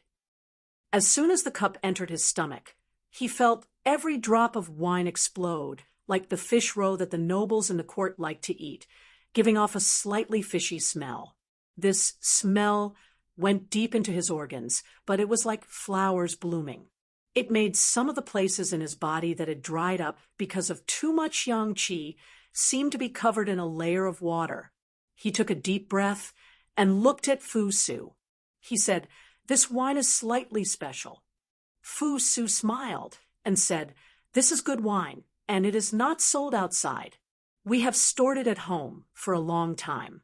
After this pot is finished, there will be no more. So you have to drink more. He is special to you. Deep in the night, seeing Ding Ning return after escorting Fu Su out of the alley, Zhang Sun Qianxue said with slight disdain, he even brought you the life-prolonging wine made from the 7-heart flower. This is priceless. The entire fish market may not be able to gather the 7-heart flower from overseas to make so much wine in 10 years. If you can give me 3 more years, I will use these 3 years to exchange for cultivation. Ding Ning sensed the medicinal power nourishing the dry places in his body and spoke calmly to her about cultivation. This will allow me to get closer to Realm 3 First Class before the Min Mountain Sword trials start. Zhang Sun Qianxue looked at him in displeasure and said, he treats you so well, but you use him. Do you not feel guilty? Do not care too much about the process, just the result. Ding Ning looked at her and said, even the best process is useless when everyone is dead. Do not keep mentioning these past matters in front of me. Zhang Sun Qianxue's expression turned cold. She said slowly, you say this because you think many of the things he did in the past were wrong? Ding Ning nodded and said, of course many were wrong. Zhang Sun Qianxue did not like to argue. So while this conversation was the beginning for other people, it was the end for her. She turned and walked into the inner courtyard. Ding Ning did not say anything else. Just like usual, he washed with hot water and then went to bed. The countless little silkworms in his body started to wake up and furiously consumed the energy from the wine. The dry places in his body that had been nourished by the wine dried up again, but at the same time, astounding energies formed in his body. The vital energy in his body grew rapidly at a terrifying speed that ordinary cultivators could not imagine. At this time, it was a waning moon. The moon in the night sky had become a small arc in the Zhou family ink garden. In Forefather Zhou's room that was as warm as spring all year round, Zhou Susong stood with her head bowed in reverence in front of Forefather Zhou. Looking at this young woman, Forefather Zhou's eyes were filled with complicated emotions. He narrowed his eyes slightly and asked, in as amiable a tone as possible, "Your period has ended. Do you feel anything?" Zhou Susong knew that Forefather Zhou was only asking because he was concerned about her progress in cultivating the secret art, but she still blushed and said bashfully, "Forefather, I do not feel anything special." Forefather Zhou's eyes flashed. Before she could react, his withered hands landed on her hands and moved up her arms. Her body trembled slightly, and countless goosebumps appeared on her skin unnaturally. However, she held her breath and did not dare to move. Forefather Zhou's vital energy slowly moved through the two paths in her body and sensed the changes in her body in great detail. Yet his expression grew uncontrollably dark. She did not feel any change. He did not feel any change either. No change. This meant that the wine shop youth's understanding was wrong. This was not a secret art suitable for women to cultivate, or it was possible that the wine shop youth had purposefully lied. Like Li Lingjun, he was filled with viciousness and hatred. Chapter 170. Forefather Zhou's hands stopped on the young girl's shoulders. Even though his hands were clean, they formed a strong contrast with the white skin of the young girl's neck. There was an evil beauty, because his heart was filled with ruthlessness and hatred. He did not realize the passage of time. His hands paused for a long time, maintaining a motionless posture. Zhou Susong did not understand what he was doing. For a moment, her body could not help but tremble. Forefather Zhou only woke up when the trembling passed into his palm. His body moved, and he returned to his couch. He waved his hand at the young girl with an amiable expression, indicating that she could leave. He said softly, "There should be no problems. You can continue to cultivate." Zhou Susang's anxiety immediately disappeared. She bowed respectfully to this old man and then retreated. Forefather Zhou did not look at her leaving figure. He was silent with his head bowed, his expression dark.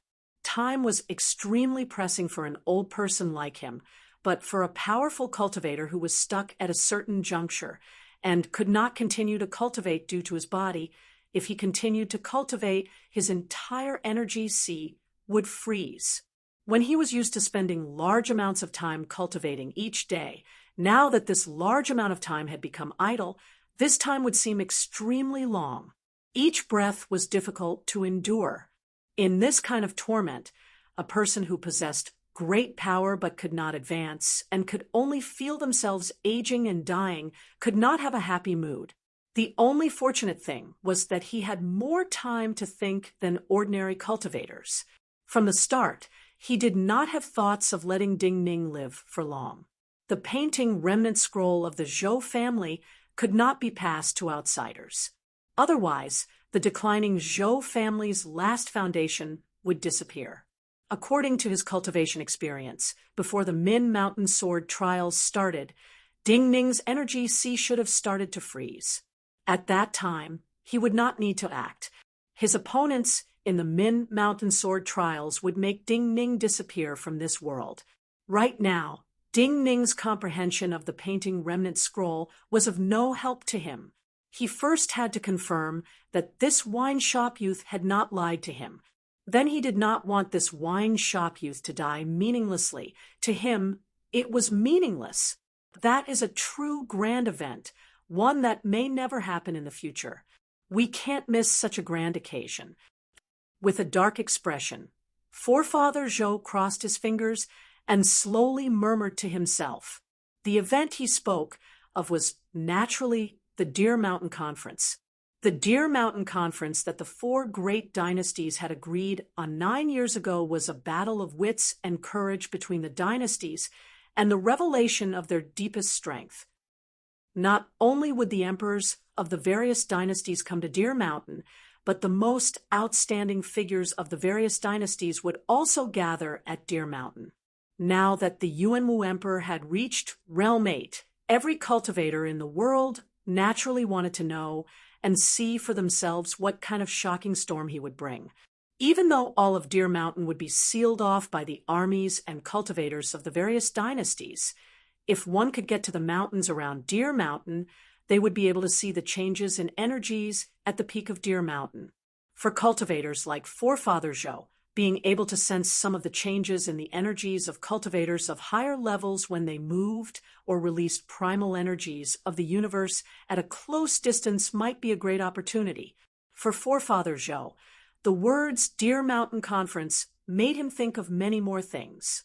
Deer Mountain was not far from Wu Mountain, and in the Wu Mountain, there was something very useful to him. But regardless of whether he went to Deer Mountain or Wu Mountain, he had to leave the mountain and the Zhou family ink garden. It is time to go out for a walk. Forefather Zhou looked at the night sky outside and said coldly to himself. Then he said in a deep voice, "Prepare the car." The Zhou family ink garden was at least half a day's journey from Falling Parasol. If they set off now, they could reach Falling Parasol in the morning. In the darkness before dawn, Zhang Sun Qianxue opened her eyes. All the energy in her body related to cultivation had been gathered into her energy sea and sank into her jade palace. The dark sword in her jade palace greedily absorbed all the vital energy and primal energies of the universe that had sunk into the jade palace without her needing to think. Ordinary life bond swords could not contain such astounding vital energy and primal energies of the universe, but this 9 Hell King sword seemed to contain a real world, another land. Her perception also seeped into the sword, and through the sword's radiance, it expanded several times. The countless little silkworms in Ding Ning's body sensed her abnormality. He opened his eyes warily and said softly, "What is it?" Realm 7 second class, incomplete energies, more than half of his energy sea sealed. Zhang Sun Qianxue glanced at him and said, slowly, "It is Forefather Zhou. He should have come to find me." Ding Ning did not hesitate to confirm the identity of the visitor. He sneered. He hid in Ink Garden for so many years. Everyone in Chongling thought he was dead. Now, he has come to find me personally. It does not appear to be an ordinary matter. While more than half of his energy sea has been sealed, it is just that the flow of vital energy and primal energies of the universe is not smooth. Also, he mainly cultivates star-fiendish energies. Before the first year of Yuanwu, he had experienced many cruel battles. If we really fought, I may not have the confidence to win. Zhang Sun Qianxue said with a rare seriousness, "You can defeat a person like this." Ding Ning thought for a moment and did not answer. Zhang Sun Qianxue frowned and showed a disdainful expression. "It seems I thought too much. You have a protective talisman now." Ding Ning understood her meaning and did not feel any shame. He said calmly, "Let's see what he comes for." Multiple carriages stopped in an alley not far from Falling Parasol. In the middle carriage, Forefather Zhou narrowed his eyes and looked at Chongling that was immersed in the last bit of darkness before dawn. After leaving Ink Garden, this Chongling had changed countless times from the Chongling in his mind. It had become even more majestic, and he could not imagine the blood of the past. Many of the original residences had disappeared. He could not see any traces. It turned out that many things could really be erased without leaving any traces behind. But he did not want to leave no traces behind in such a majestic city. When the first ray of light landed on Falling Parasol, Zhang Yi stood up and started to sweep the courtyard. The broom in his hand was always a hair away from the ground. Threads of energy flowed out of his hands and blew on the ground. The fallen leaves and dust on the ground were swept clean, but not a sound was made. He did not make a sound, so he would not disturb Shui Wangshu's sleep. but he treated this kind of sweeping as homework. Looking back at his days of cultivation in Falling Parasol, he found that his improvement was faster than when he cultivated in White Goat Cave. He could not find the reason, but Ding Ning was well aware of the reason. Cultivation emphasized the state of mind. When one did something with a sincere heart, it was easier to succeed. Shui Wangshu had never been so weak. The filial Zhang Yi had never been so worried about Shui Wangshu. Taking care of Shui Wangshu with all his heart was the most important thing to him. How could he not improve quickly if he did everything with all his heart? After sweeping the courtyard, Zhang Yi still silently opened the door. He took some dry wood and the stove outside to make a fire. At this time, Ding Ning opened the door like usual. At this time, Zhou Xie walked out of the alley. Ding Ning knew that forefather Zhou had come in person, so he was not surprised. Zhang Yi was shocked to see Zhou Xie arrive. "My forefather wants to see you." Zhou Xie bowed slightly in front of Ding Ning with his head bowed and said softly. Ding Ning did not speak. He nodded and followed Zhou Xie out of the alley. As they approached the carriages, the curtain of forefather Zhou's carriage was pushed open by a gentle force and revealed forefather Zhou's figure. Ding Ning bowed respectfully and said, "Why have you come to see me so early?" Chapter 171. Following forefather to see such a grand event will definitely be beneficial. Ding Ning was silent for a moment and said, "But while I am cultivating outside, I am a student of the Green Vine Sword Academy. If I want to leave Chongling and go to Deer Mountain, I need the permission of my teacher. If there are no accidents, the Holy One will depart today." Forefather Zhou did not immediately respond to Ding Ning's words. Then he looked kindly at Ding Ning and said, "Of course you need the permission of your teacher. But if you really want to come with me to see, you need to hurry." "This junior understands." Ding Ning bowed his head and said respectfully. Forefather Zhou smiled in satisfaction and said, "Then go. There will be a carriage from the Zhou family waiting here. If you are able to go, you can depart at any time." Zhang Yi looked nervously at the entrance of the alley. When he saw Ding Ning walk back, he immediately went over and asked softly, "Junior sect brother Ding Ning, why did forefather Zhou come to find you so early?" Ding Ning thought for a moment and said, "He wants me to go with him to Deer Mountain." Go to Deer Mountain? Zhang Yi's personality was overly generous, but he was intelligent. He immediately understood what this meant and said gravely, "The Deer Mountain Conference is a gathering of the top cultivators of the world. It can be said to be the biggest event in the cultivation world. These top cultivators will fight each other. Even just feeling that kind of power will be of great benefit to one's future cultivation. But everyone knows this. No one knows how many cultivators of the Qin dynasty, the Chu dynasty, the Qi dynasty, and the Yan dynasty will come to Deer Mountain, and what will happen." After a pause, Zhang Yi looked at Ding Ning and said gravely, "Because there has never been a conference like this before. There has never been such a thing. There are no examples to use." Before Ding Ning could reply, an old voice came from the small courtyard behind him.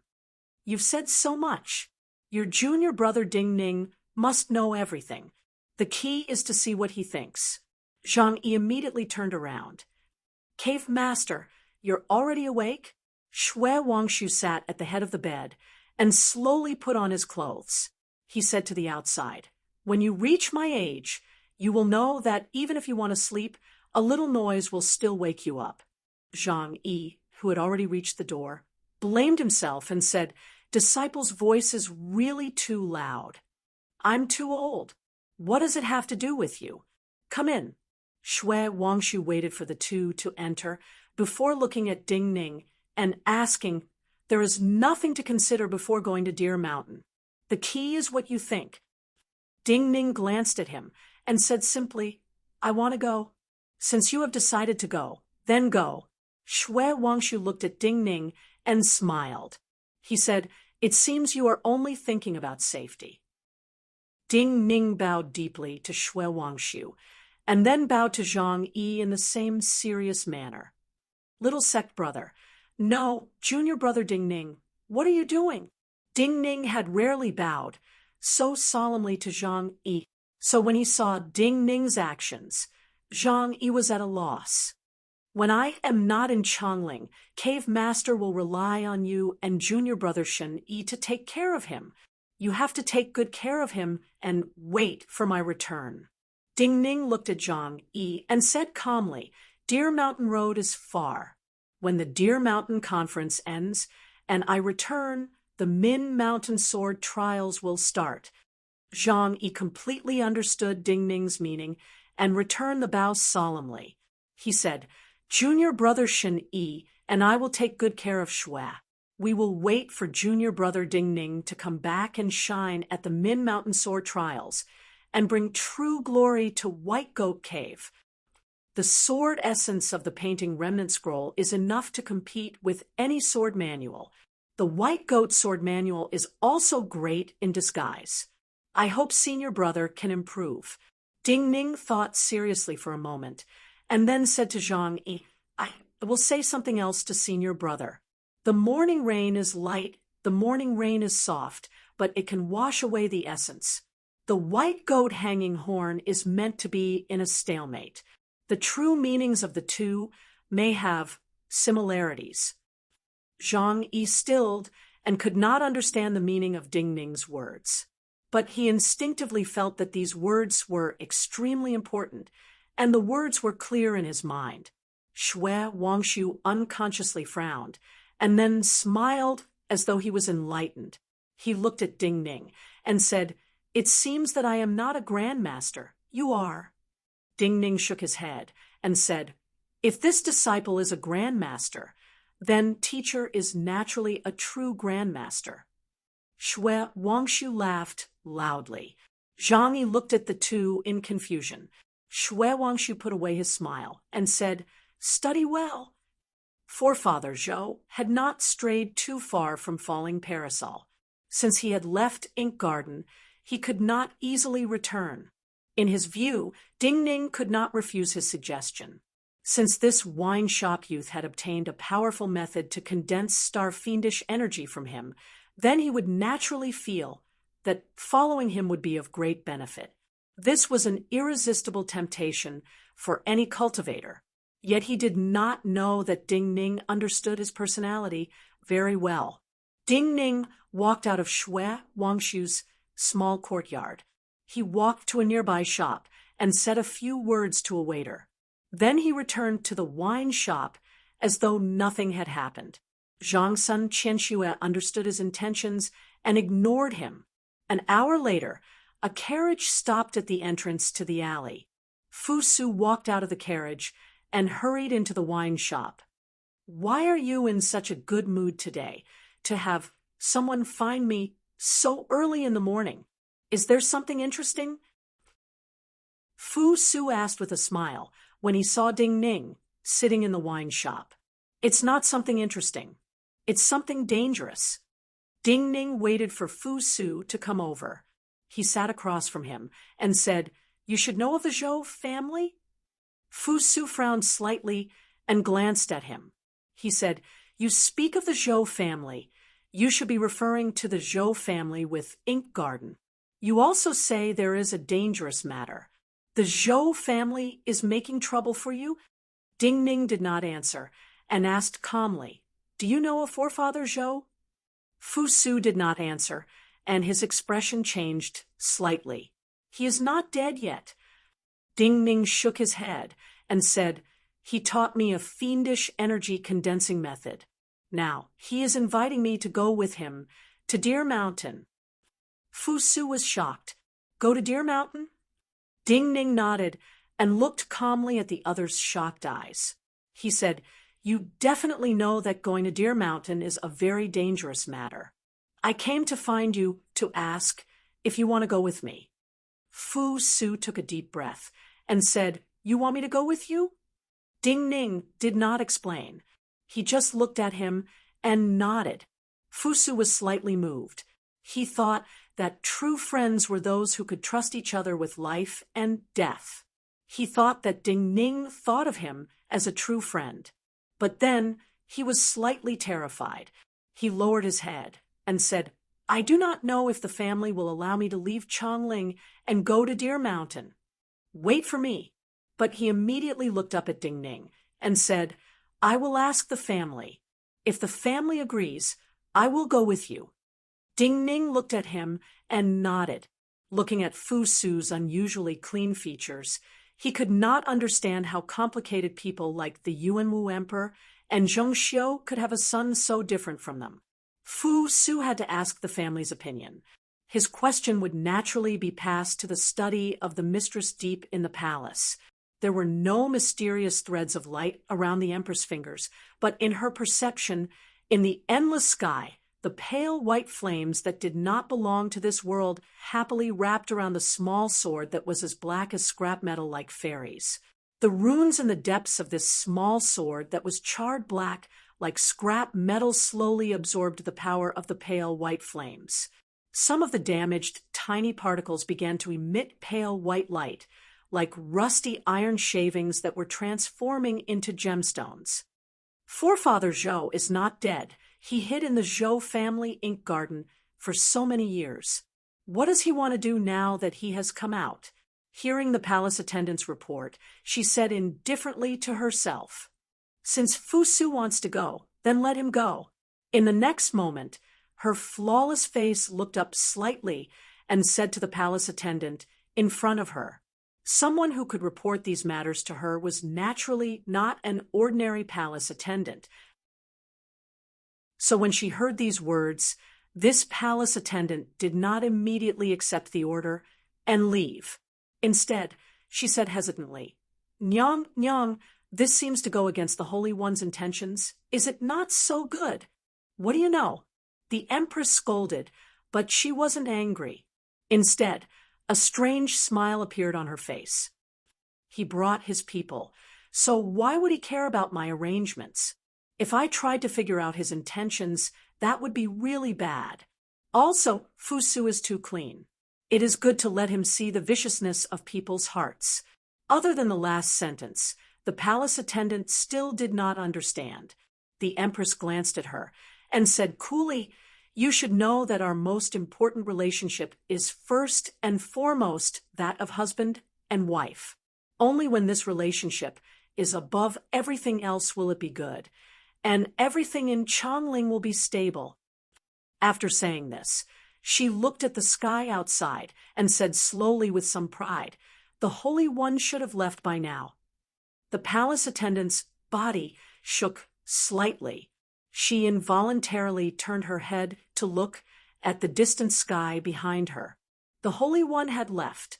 Then this enormous Chongling would be placed in the hands of the mistress in front of her. Chapter 172. That wine shop youth did not agree. He agreed, but invited one person. He wants to ask if forefather can travel with him. Who? Gongzi Su, a student of Fish Sun Sword School. What is his background? An orphan of Chongling's Drum Tower Alley.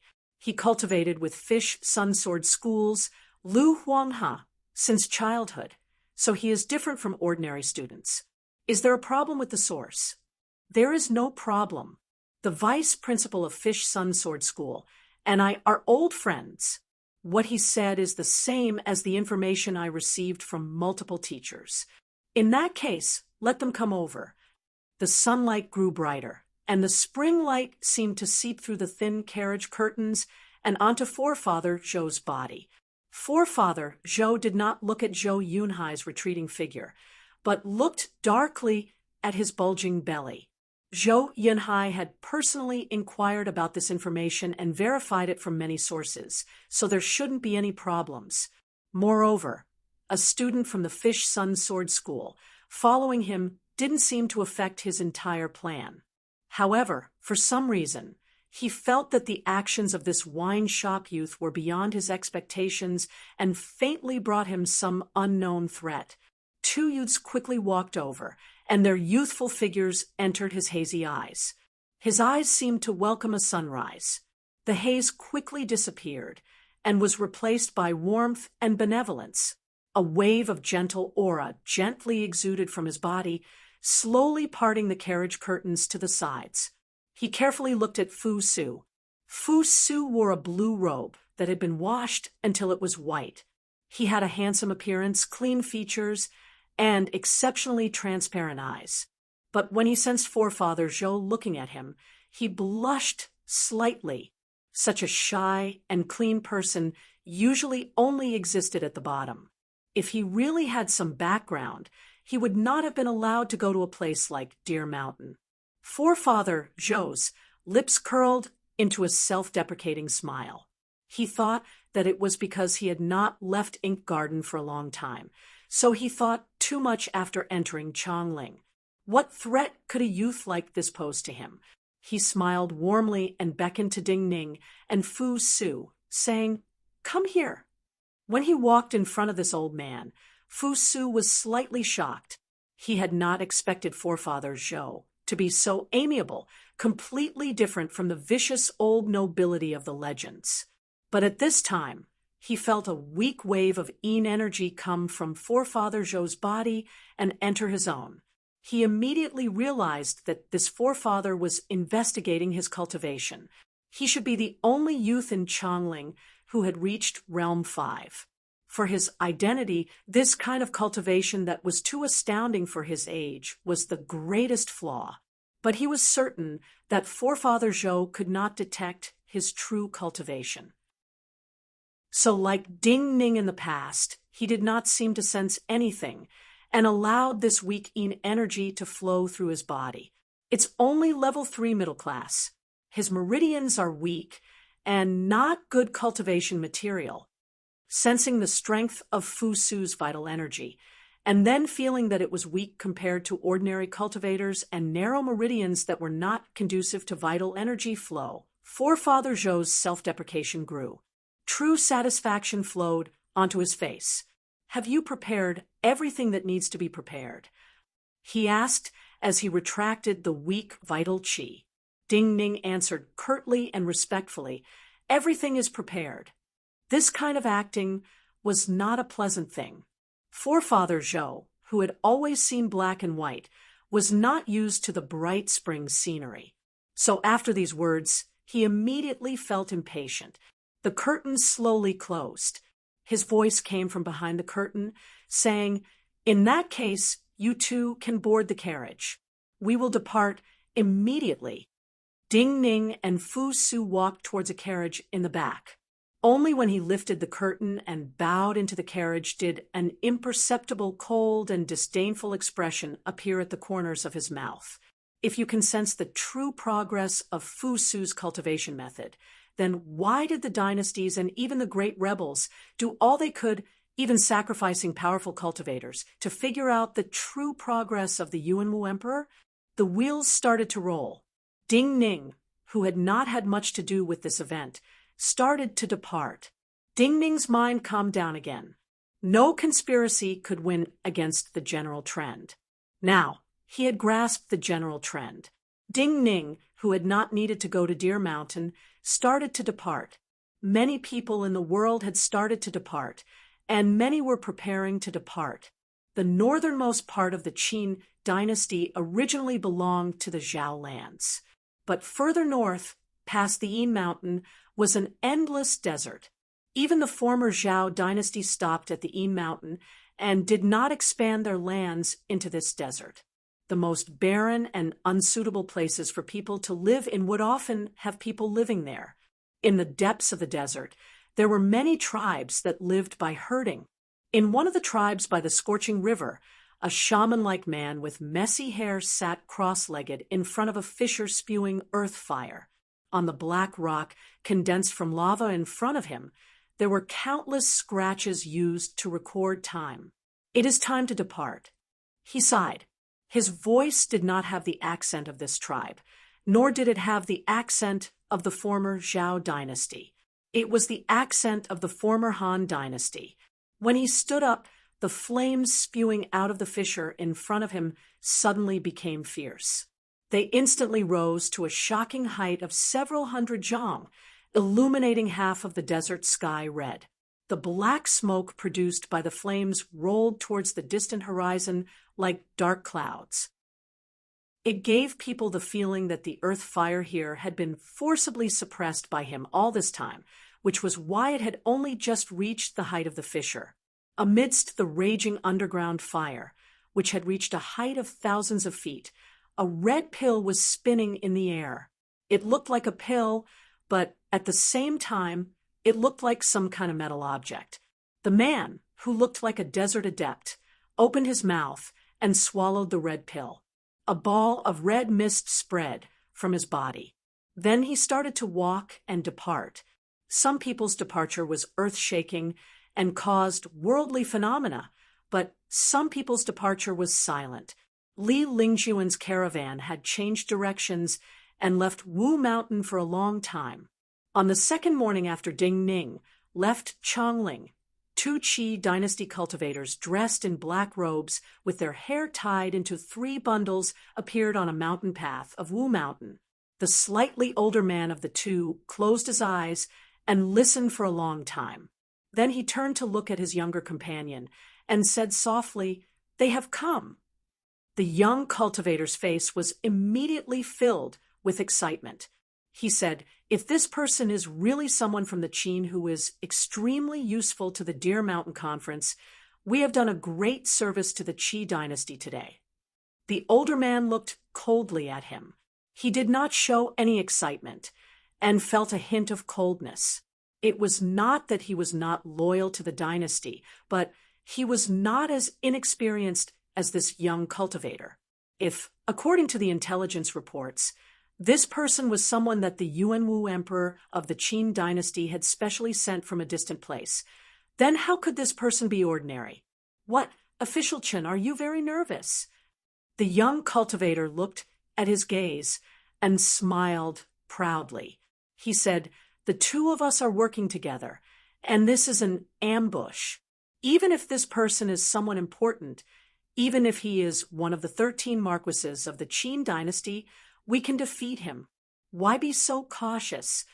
Do not speak." The older man's expression changed slightly, and he suddenly shouted. The young cultivator raised an eyebrow slightly and had a disapproving expression. On the mountain path far away from them, a carriage was traveling. The forests of Wu Mountain were thick and shrouded in mist. There were also the sounds of countless birds and beasts in the forest. Even if they spoke loudly, even if the person in the carriage had hearing multiple times that of ordinary people, they could not hear.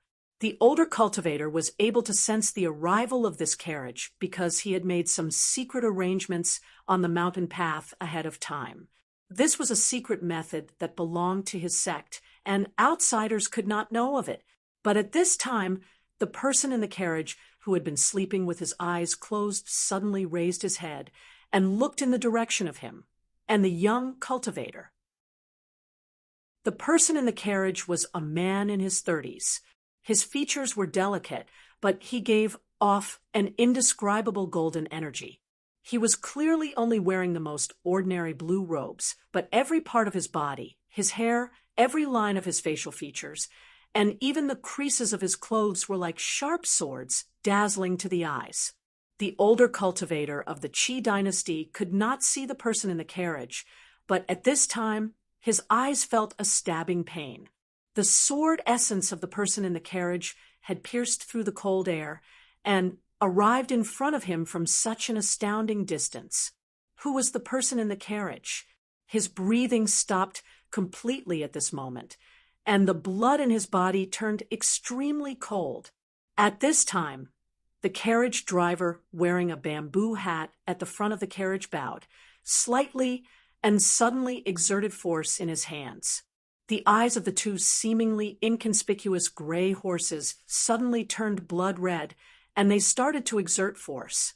In the blink of an eye, The raging sound of iron hooves covered all other noises and turned into a terrifying music with a murderous intent. The older cultivator's expression changed dramatically. He shouted and attacked first. A black bone staff appeared in his hand, and as he crazily poured his true essence into it, two huge black flowers suddenly formed in front of him. It was also at this moment that the person in the carriage far away had already flown out of the carriage. With just one step, the person in the carriage seemed to become a flying sword. The young chi cultivator's expression changed, in shock. Just as he heard the sound of silk tearing in the air, he saw a sword path appear in the air. An indigo figure was coming through the air. Chapter 173. The young cultivator was a disciple of a secret sect in Qi. While young, he had reached Realm 6. He was a rare cultivation genius in the last few decades. He had just left the sect and could not help but be proud. But an expert was an expert. With a shout, he used all of his power. His body quickly withered like a dried flower. There was a muffled sound. A cluster of black flame that was as thick as ink surged out of his hand. Inside the black flame was a fist-sized black skull that was pieced together by countless tiny crystals. As he shouted, the black skull seemed to have a life of its own. It let out an unbelievably sharp screech. Countless insects, birds, and beasts in the surrounding mountains and forests had just started to feel fear. Before they knew what had happened, they had already died amidst these mournful cries. Some of the energy in their bodies naturally seeped out, gathering towards the black skull. Countless sound waves turned into tangible paths in the air and fell towards the azure figure in the air like dancing zither strings. The azure-robed cultivator, flying in the air, had an indifferent expression.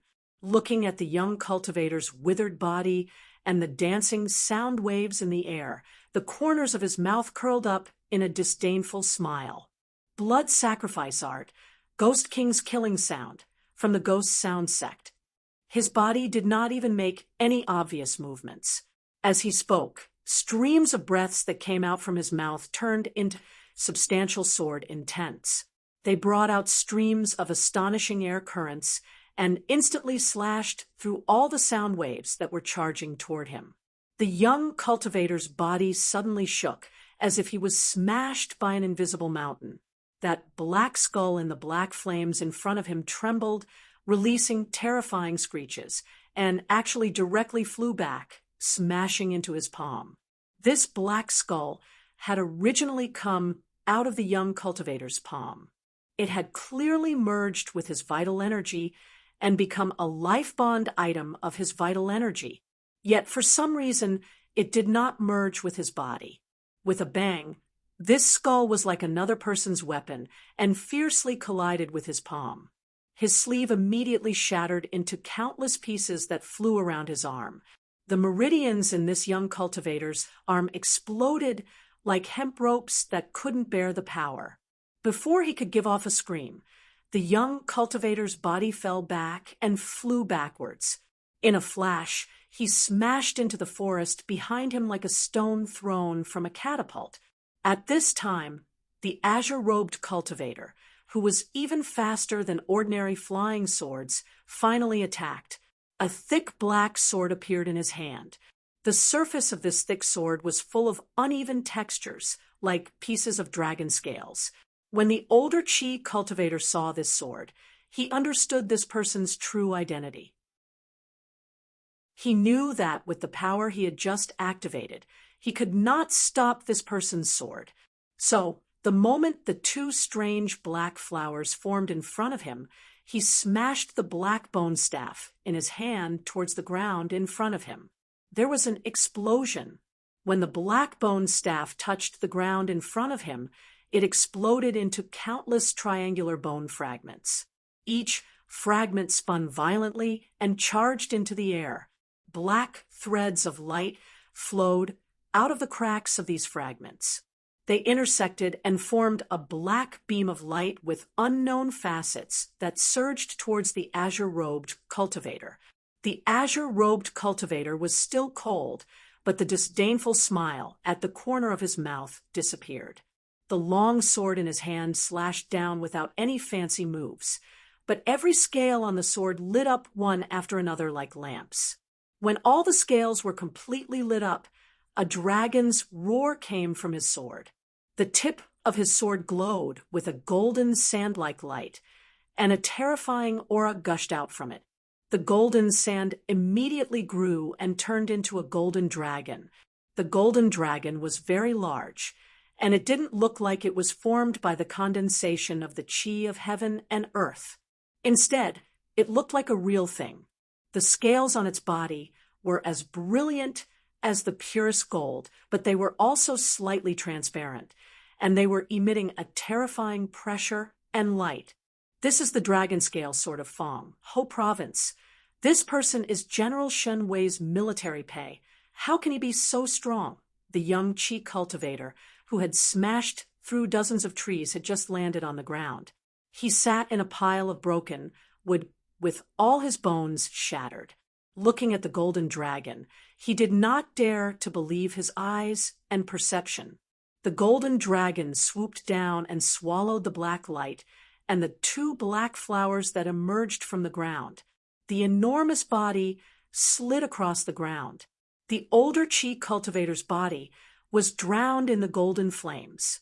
Where the golden dragon brushed against the ground, there were explosions and two balls of thick smoke. You can take one of my attacks. It seems that you are Luo Chenkai of Qi's Yinyuan sect.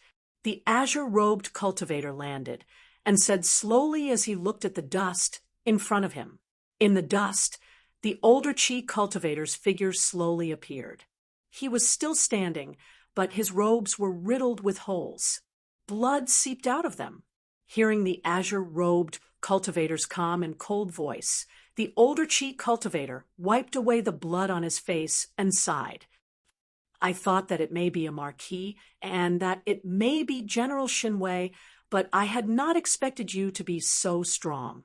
The Qin dynasty only had one General Shen Wei, Fang Xiang of Fang Ho Province. This azure-robed cultivator was naturally Fang Xiang.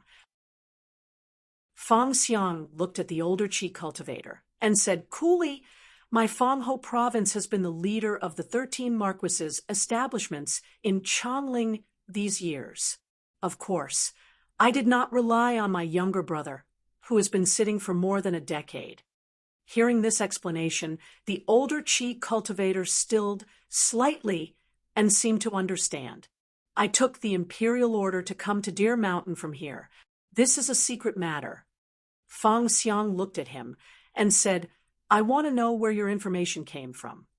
After a pause, Fang Xiang looked into his eyes and said seriously, it is not easy for you to have such cultivation. I am not greedy. If you tell me where your information came from, I will let you leave. The older Qi cultivator smiled, slightly, his smile exceptionally proud and determined. As a Realm 7 cultivator, he naturally had his pride. Even though he had underestimated the strength of this person for some reasons, he knew what the Qi dynasty needed the most. For people like him, their personal life and death was not as important as the glory and prosperity of a dynasty. If you want to kill me, you will have to pay a great price. The older Qi cultivator smiled, looked at Fang Xiang, and said, you should know that since I have come here, it is not just a simple probe. The Deer Mountain Conference is near. Your emperor does not need a general who cannot express his power, but the support of you at your peak. So it is not a matter of whether you let me leave, but whether I let you leave. Fang Xiang nodded. Looking at this Qi cultivator who did not fear death, he said, coolly, your words are reasonable, but you are wrong about one thing. In order to keep you here, I may not have to act. This Qi cultivator suddenly sensed something and looked in disbelief at the mountain path behind Fang Xiang. Fang Xiang arrived through the air in just an instant. However, The carriage that carried him had already appeared on the mountain path, not far behind Feng Xiang. The eyes of the two gray horses were burning with a blood-like brilliance, and their hooves were also burning with blood-red flames. What was most astounding was the carriage they were dragging. There were countless black insects on the two wheels of the carriage. The wings of these black insects flapped astoundingly, and the power they carried was enough to support the weight of the entire carriage. The entire carriage seemed to be floating in the air, flying several feet above the ground. Unusual Gu path. The older Qi cultivator looked at this scene. He finally sensed that the power that caused the carriage to change like this came from the carriage driver sitting on the carriage. The young cultivator, who was sitting on the broken wood, suddenly cried out in pain. He looked in terror as his chest suddenly split open like a watermelon. A dark red insect flew out of the open flesh and charged towards the back of the older Qi cultivator like a flying sword. The older cultivator of Qi took a deep breath.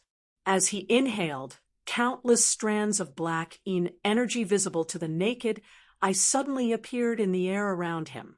The black energy surged into his body, but his body did not swell because of this. Instead, it became even more compact. His flesh and blood contracted, turning black like iron and wrapping tightly around his bones. There was a muffled sound. The dark red insect hit his back. His body did not move at all, but the dark red insect that contained the true power of the flying sword turned to dust.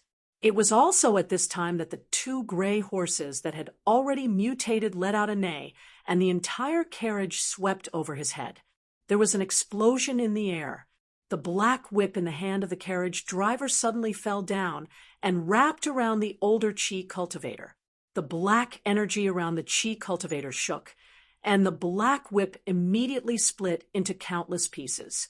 But this Qi cultivator's pupils contracted violently. He saw that each piece of the broken black whip was a finger-long black worm. Corpse-eating demonic insects. The Qi cultivator recognized these black insects, but he did not have time to react.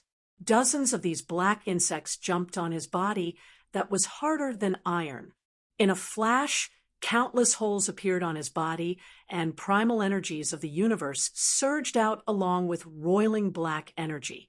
He looked in disbelief at the holes on his body and slowly fell forward. Feng Xiang's body flew up and landed on the carriage. A genius who reached Realm 6 at such a young age, and a Realm 7 Grandmaster. Does the Qi dynasty really have so many powerful cultivators? He said coldly to himself as he entered the carriage. Chapter 174. The black-winged insects attached to the wheels of the carriage flew up, gathered together, and flowed into the sleeves of the carriage driver. The carriage wheels landed on the ground again, stirring up dust. The two gray horses turned back to their original appearance and continued to gallop forward. The driver did not slow down to inspect the corpses of the two Qi cultivators. Moments later, the bodies of the two Qi cultivators started to rapidly rot. Even the remnants of their clothing turned to black water and seeped into the ground. The surrounding forest was deathly silent. All living things within 1,000 feet were dead.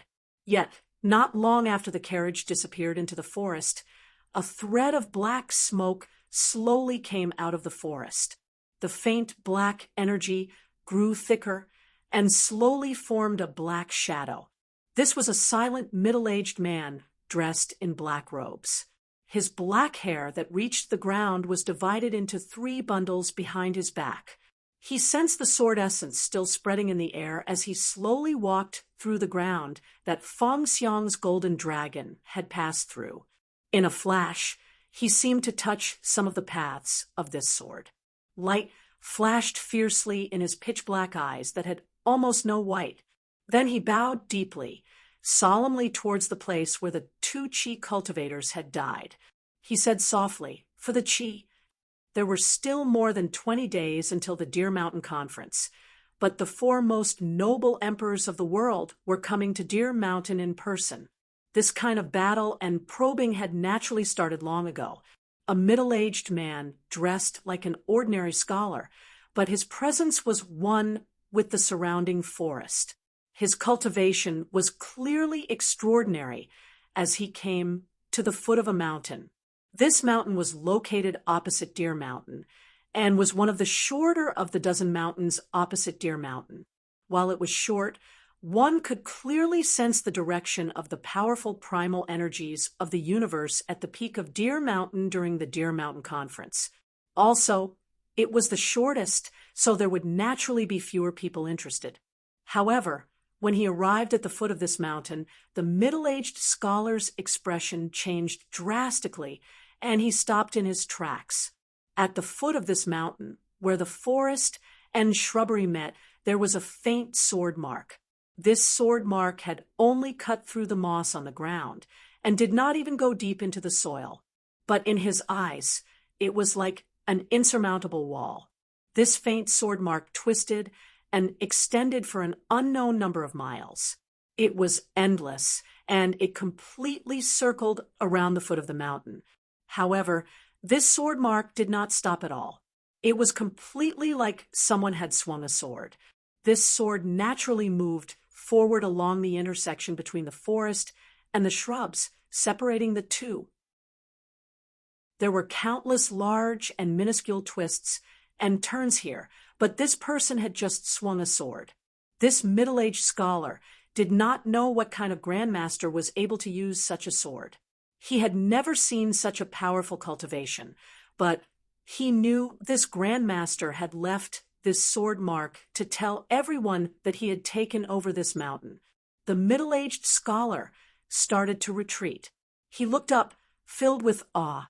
The Deer Mountain Conference had not started, but he saw a tall mountain he had never seen before. Relying on the reform and the support of many peerless cultivators, the Yuanwu Emperor had weakened the power of all the old nobility and destroyed 3 dynasties. But in the bloody storm that followed, countless cultivators of the Qin dynasty had died, and many powerful armies had died. Even the Bazin Kendo ground that had almost become the top sect in the world had disappeared in the river of history. Taking the chance of great losses, the Chu dynasty defeated the Qin army and had the Qin cut off Yangshan commandery. In order to avoid years of endless war, the 4 strongest dynasties in the world signed a non-aggression pact. They would meet again at Deer Mountain in 9 years. The reason was that while the Qin dynasty had lost in the war against the Chu, Yan, and Qi still formed an alliance because the stunning cultivators of the Qin dynasty had killed many people. The political situation of the Qin dynasty was stable. The Yuanwu Emperor, the Empress, and the 2 ministers formed a stable triangle. They had an unprecedented control over the Qin dynasty. So even if they did not feel great fear, at least the other 3 powerful dynasties in the world were deeply wary of the Qin dynasty. In the history of the Qin dynasty, and even some of the previous dynasties, there had never been a formal conference where the result was uncertain and everything still needed to be negotiated. So just like Zhang Yi said, there were no examples that could be used as reference. No one knew what would happen and how many hidden grandmasters would appear around Deer Mountain. A caravan of at least a dozen carriages was slowly moving towards Deer Mountain. These carriages looked ordinary on the outside, but the walls of the carriages were carved with complicated and indescribable seal scripts. The light from these seal scripts formed a thin layer of light on the walls of the carriages, but no primal energies of the universe came out. Most of the cultivators inside were young, and the pride between their brows could not be described with words. Another unique charm was that their bodies seemed exceptionally light and ethereal, like white clouds that would float into the sky at any moment. At a bend in the road, in one of the carriages in the middle of the caravan, A young youth around 13 or 14 years old lifted the curtains slightly. He looked at the 3 black carriages dozens of miles behind him and said softly to a youth who looked 2 years older than him, "Those 3 carriages have been following us since Chongling." The youth who was 2 years older than him had a delicate and pretty oval-shaped face that was as smooth as jade. His hair was casually tied up with a cloth band, but there were clouds and mist rising between the strands of hair, making his black hair look like a black mountain surrounded by clouds and mist.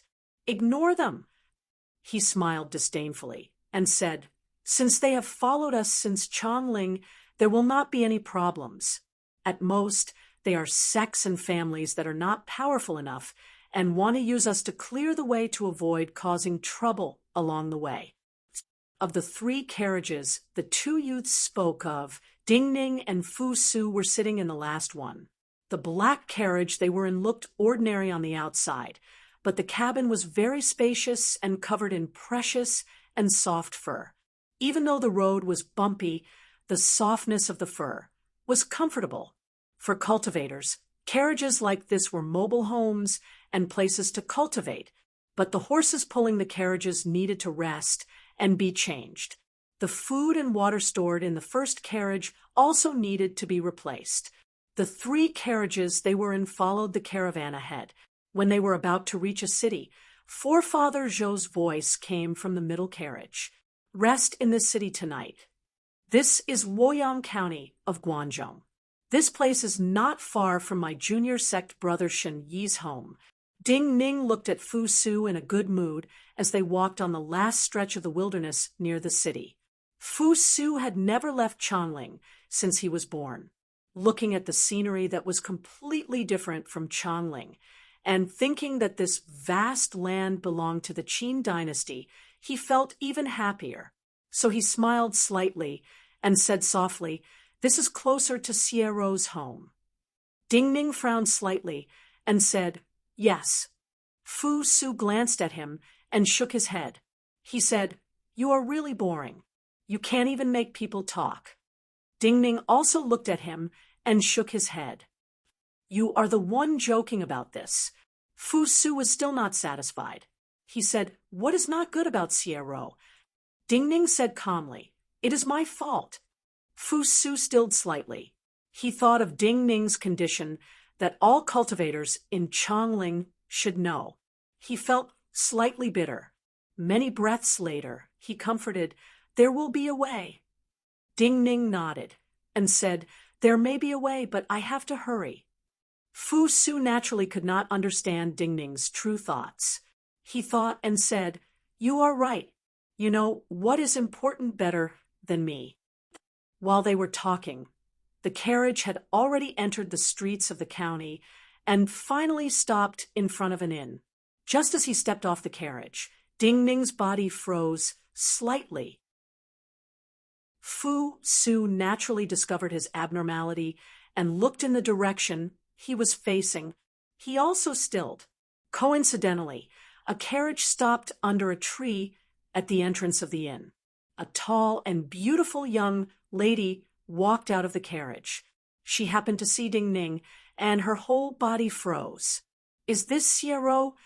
After a breath, Fu Su reacted and said softly in disbelief, "There are such coincidences in the world. Why are you here?" The tall and beautiful girl seemed to be a little hesitant, but she still took the initiative to come forward and asked. Ding Ning took a deep breath. Looking at Xie expression, he knew this was really a coincidence. There really was such a coincidence. He did not answer Xie question, but looked at her trembling eyelashes and asked softly, "What are you doing here?" Chapter 175. Coincidences often hid many things that could be investigated. The Xie family was a wealthy family in Guangzhou. As the eldest daughter, Xie had always been half a manager of the Xie family. She had also been active in Chongling. She would not appear in a small town like this if there was nothing special. Xie hesitated slightly. Ding Ning was silent for a moment. Then he looked at her and said softly, "Not because of me?" Xie Ro stilled, and then she understood Ding Ning's meaning. Her white face blushed slightly. She hurriedly shook her head and said, "It is not because I swore an oath in Chongling that I was punished to return to Guangzhou. But there are some matters at home." Ding Ning nodded calmly and said, "I just happened to pass by here. We have to hurry on our way later, so let's part ways here." Xiero looked at Ding Ning's calm eyes. Her red lips parted slightly, but she did not know what to say. She looked at Ding Ning turn around, and his back. She did not know what to feel, like drinking a cup of cold water on a cold day. So simple. Fu Su frowned as he looked at Ding Ning, who was walking back, and asked softly. Ding Ning glanced at him and said, "What else? You want her to come with us to Deer Mountain?" Fu Su looked at his features and saw that Ding Ning did not look like he was joking. He could not help but shake his head and sigh. He said, "I still hope that you can find a solution to your body as soon as possible. Otherwise, it will be a pity for a marriage." Ding Ning ended this conversation in silence. "This young person is really good." A voice of praise passed into Xie Ro's ears from behind her. "Father?" Xie Ro turned around in shock. Behind her stood a short and stout merchant in a purple-red brocade robe. This short and stout merchant wore a large gemstone square ring and a jade belt around his waist. Whether it was the accessories on his body or the patterns on his purple-red brocade robe, they all appeared very tacky. His face was also fat and slightly red, appearing very tacky. Looking at the shocked Xie Ro, this tacky middle-aged merchant grinned and repeated with a thick Guangzhou accent, "This young person is really not bad." A faint blush appeared on Xie Ro's face once again as she said, "Just now, I've only said a few short sentences to him. You might not even have heard the content of our conversation. Why would you suddenly have such an evaluation? Just by looking at the way he handles things, you can tell whether he is a capable person or not." The stout merchant looked at her with satisfaction and said, "He clearly wants to reject you and deliberately keep a distance from you. However, there are many ways to reject you, but he chose the most appropriate and kindest way." Xie Ro looked at him in confusion. The stout merchant smiled slightly and explained, "He used the calmest and most ordinary method. This kind of method is not intense at all and will not cause great emotional fluctuations in you. He really wants you to forget him and not have any entanglements with him. Now, everyone knows that there is a problem with his body. He should know that the Xie family should be able to help him, but he still treats you like this, regardless of whether it is because he does not want to burden you or because he has no time to consider romantic matters.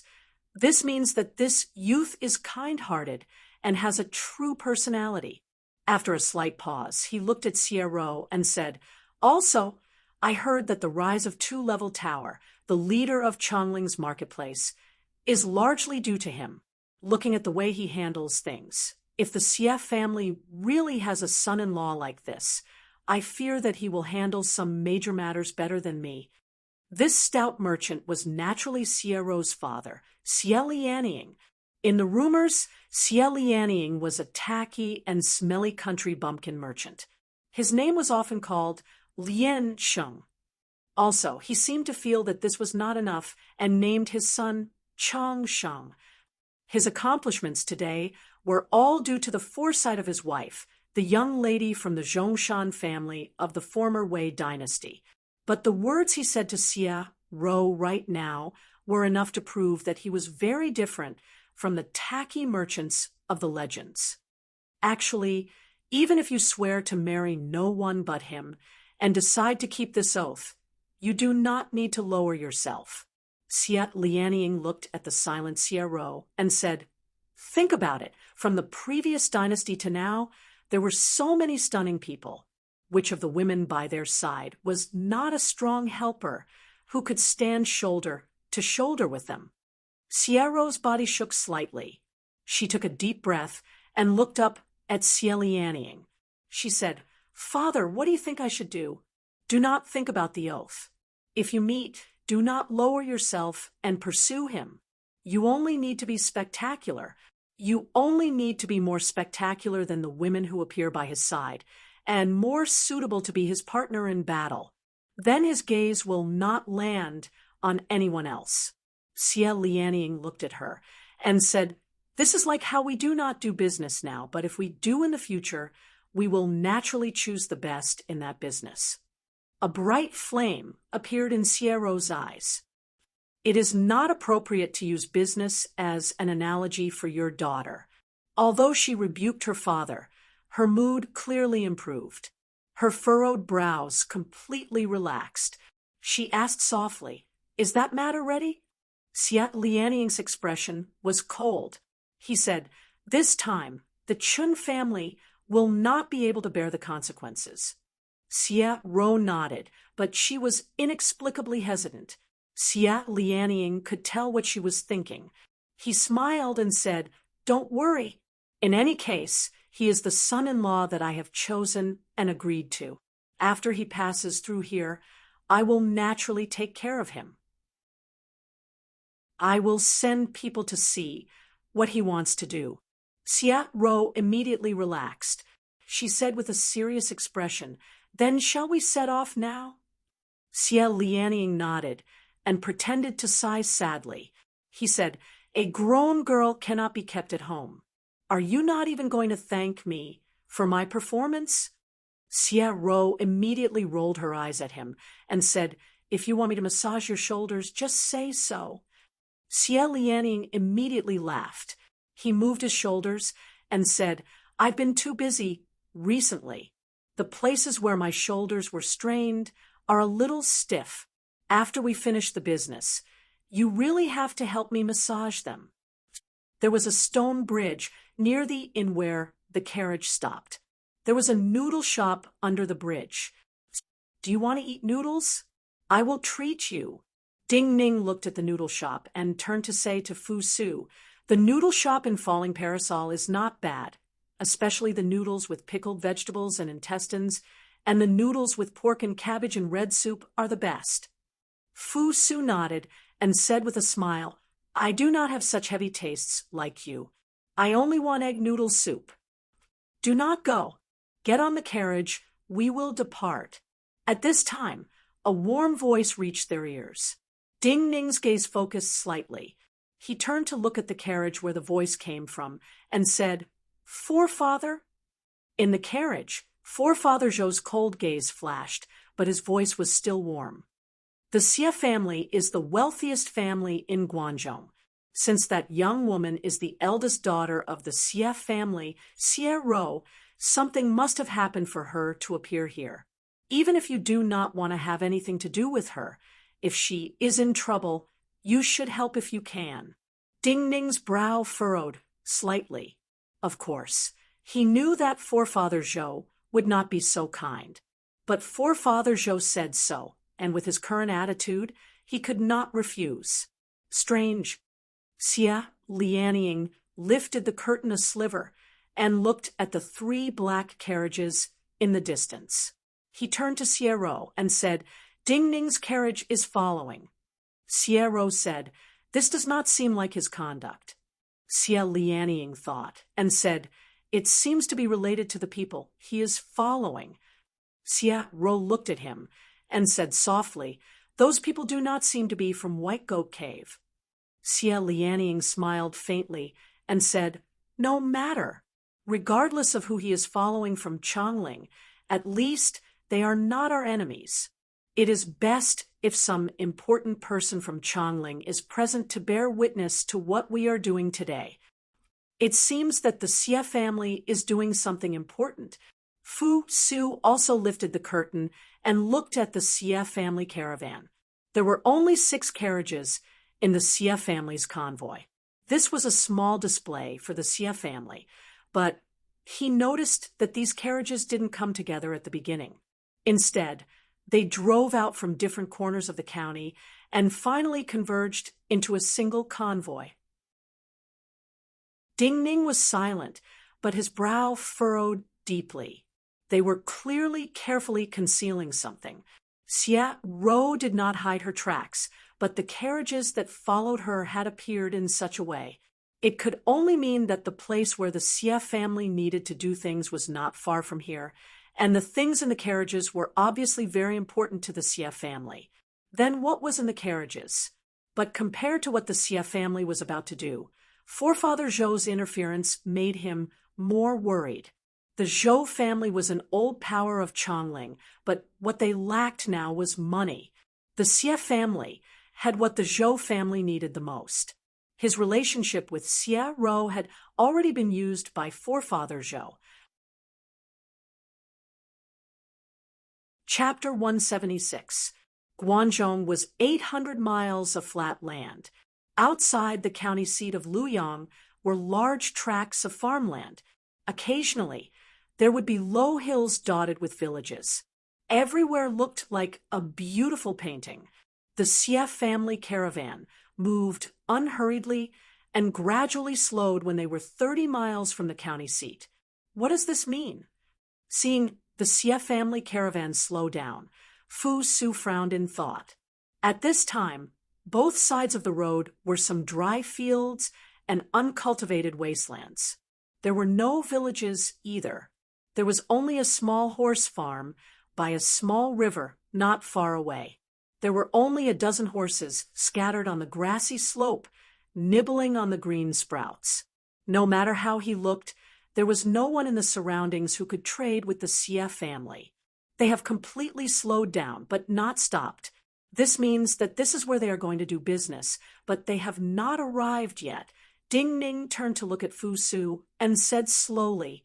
Forefather Zhou narrowed, his eyes slightly as though he was dozing off, but his thoughts were extremely active. Suddenly, his ears moved slightly as though he heard something. Horse bandits. After a few breaths, Ding Ning took a deep breath and said to Fu Su, Horse bandits. Fu Su was shocked and slightly puzzled, but he immediately felt the tremors from the carriage wheels to the bottom of the carriage. He immediately reacted and frowned deeply. The Qin dynasty's Guanzhong was 800 miles of flat land. There were no badlands or rivers where even an army could not catch up. But the lack of mountain kings did not mean that there were no bandits. This kind of flat land gave rise to horse bandits. Horse bandits usually had 3 or 4 horses and never stayed in one place for long. They set up camp in different places each day. For the Qin dynasty, horse bandits that did not produce and only destroyed were true locusts. They were hated by the Qin dynasty. The Qin dynasty had guerrilla cavalry in the Guanzhong area that specialized in hunting down horse bandits. Elite cavalry were hard to train, but these kinds of horse bandits were easy to form. Usually, after one group was killed, 2 more would appear. It was impossible to kill them all. In the distant dry land, a column of mud and smoke suddenly appeared. Moments later, a group of horse bandits appeared in Ding Ning and Fu Su's sight. There were more than 100 people in this group of horse bandits, and each of them had at least 4 horses with them, other than the horse that they were riding and the other horse beside them. The rest of the horses were carrying loads. Not only were the loads wrapped in cloth, but even the horses' bodies were stained with dried black blood. All the bandits were dressed in different clothing and wore yellow masks. Even though their figures were not as upright and cold as the cavalry of Great Qin, they had a cruel and bloodthirsty aura that was constantly emanating from their bodies. Ding Ning's gaze grew even colder. In terms of numbers, these horse bandits were not much. Powerful horse bandits usually had more than 1,000 riders and thousands of horses. They had the ability to fight against small groups of cavalry and cultivators. But from the height of the dust kicked up by the hooves of the horse bandits, he could judge that these horses were carrying extraordinary loads. It was normal for a merchant caravan to carry more goods, but for horse bandits, the extra weight was a matter of life and death. The Xie family had only sent a few carriages carrying people, and each carriage clearly had passengers.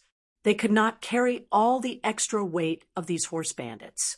To Ding Ning, this was a sign of danger. These horse bandits seemed to be carrying heavy loads. At this time, Fu Su turned his head and looked at him seriously. He said softly, "And they do not look large. They may be seal weapons or military equipment." Ding Ning was the most important imperial son of the Yuanwu emperor and the empress. He had been taught from a young age, so he could make such a judgment. He nodded. These horse bandits do not seem to have come to trade, but to fight. Even the drivers of these 3 carriages are not ordinary people. In the Xie family carriage, Xie Lianying did not pay much attention to the horse bandits carrying the dragon of dust. He paid more attention to the 3 black carriages following behind them. Looking at the calm state of the 3 carriages, a relaxed smile appeared on Xie Lianying's fat and oily face. Even the driver has a calm presence. This important person of Chongling must be of high status. Let's go out. In the next moment, his smile disappeared, and a rare layer of coldness appeared. Do not waste the time of this important person of Chongling. The horse bandits suddenly stopped when they were hundreds of feet away from the Xie family carriages and silently formed a line under the control of these horse bandits. Regardless of whether it was the horses they were riding or the saddled horses, all of them came to a halt. Dust swirled under the hooves of the horses, as if they were burning fiercely. However, the hooves and riders on the horses were already as silent as a forest, giving off a mountain-like pressure. A white-haired horse bandit controlled his horse to slowly walk out. Seeing Xie Lianying and Xie Ro walk out of the carriage, a thread of light flashed through his dim eyes. Then his gaze landed on the 3 black carriages of the Zhou family in the distance. His brow imperceptibly furrowed. "Where are our people and goods?" Seeing this horse bandit walk out, Xie Lianying, who had also walked to the front of the carriages, smiled slightly and spoke first. The white-haired horse bandit looked calmly at him and maintained his silence without any other expression. The cloud of dust behind them slowly dissipated. Dozens of horse bandits stopped in the distance and slowly appeared in everyone's sight. The horse bandits formed a small circle. There were more than a dozen riders in the circle who were clearly dressed differently from them. "Your people know where your goods are," the white-haired horse bandit said calmly. Only now did the white-haired horse bandit leader speak calmly. "Your people have seen it. You should let us see what we want." Xie Lianying nodded. His expression did not change, but his tone suddenly became disdainful. "I really admire your courage. You even dare to rob our people. Do you really think the Xie family can be touched by anyone in Guangzhou?" The white-haired horse bandit leader frowned deeply. He heard many unusual meanings from Xie Lianying's words, but he did not say anything. His left hand left the reins and was about to raise. "Do not think of killing one of my people to threaten me." Xie Lianying's eyes narrowed, and he said disdainfully, "See what I have brought you." As he spoke, the carriage drivers of 2 of the carriages in the Xie family carriages lifted the curtains of their carriages at the same time. The white-haired horse bandit leader's body suddenly froze. There was only 1 passenger in each of the 2 carriages. One was an old woman with white hair, and the other was a child of 5 or 6 years old. Xie Lianying looked at the horse bandit leader, who suddenly froze, and said with thick disdain, "How about it? Is what I showed you enough? My people, starting from now, you can kill them as you wish."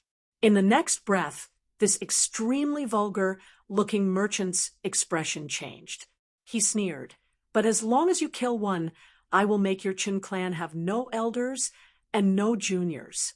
Ding Ning and Fu Su had been trying to listen to the conversation between Xie Lianying and the horse bandit leader. Fortunately, their voices were not soft, so they could hear clearly. Although they couldn't see what was in the two carriages of the Xie family, they quickly realized what was going on from Xie Lianying's words. These are not true horse bandits, or rather, they have other identities. Fu Su turned to look at Ding Ning and said softly, they robbed the Xie family's people and goods, but they had not expected the Xie family to find out about them and rob their people. The horse bandit leader breathed deeply and maintained his silence. At this time, Xie Lianying continued to speak. Xie Lianying looked sympathetically at the horse bandit leader and shook his head. He said, while the Xie family cannot compare to the true noble families of Chongling, we have been in Guangzhou for more than 50 years and have seen all kinds of storms. You children, do you think you can replace the Xie family with such tactics? It is fine if you want to act against the Xie family. Xie Lianying's tone suddenly turned harsh, and a layer of frost covered his oily face. But you should know what the Xie family is escorting. You are also Qin people. How can you do such a thing? Hearing Xie Lianying's words, the horse bandit leader slowly shook his head. His dim yellow eyes showed a kind of helplessness and emotion. Then he took off the yellow cloth covering his face. Under the yellow cloth was a slightly pale and thin face. This son is unfilial and frightened you. This thin and white-haired man bowed deeply to the old matriarch in the Xie family carriage. Then his expression recovered. He looked at Xie Lianying and said simply, change people. Xie Lianying smiled coldly. He knew that from now on, these people could only become true horse bandits. So he nodded and said, deal. The bandit leader took a deep breath. His left hand left the reins of the horse once again and lifted it up. But at this time, an indifferent voice sounded behind him. I want to try. You're tuning in to the Mystic Fist YouTube channel. Don't forget to subscribe and join us on this journey to catch the most captivating stories.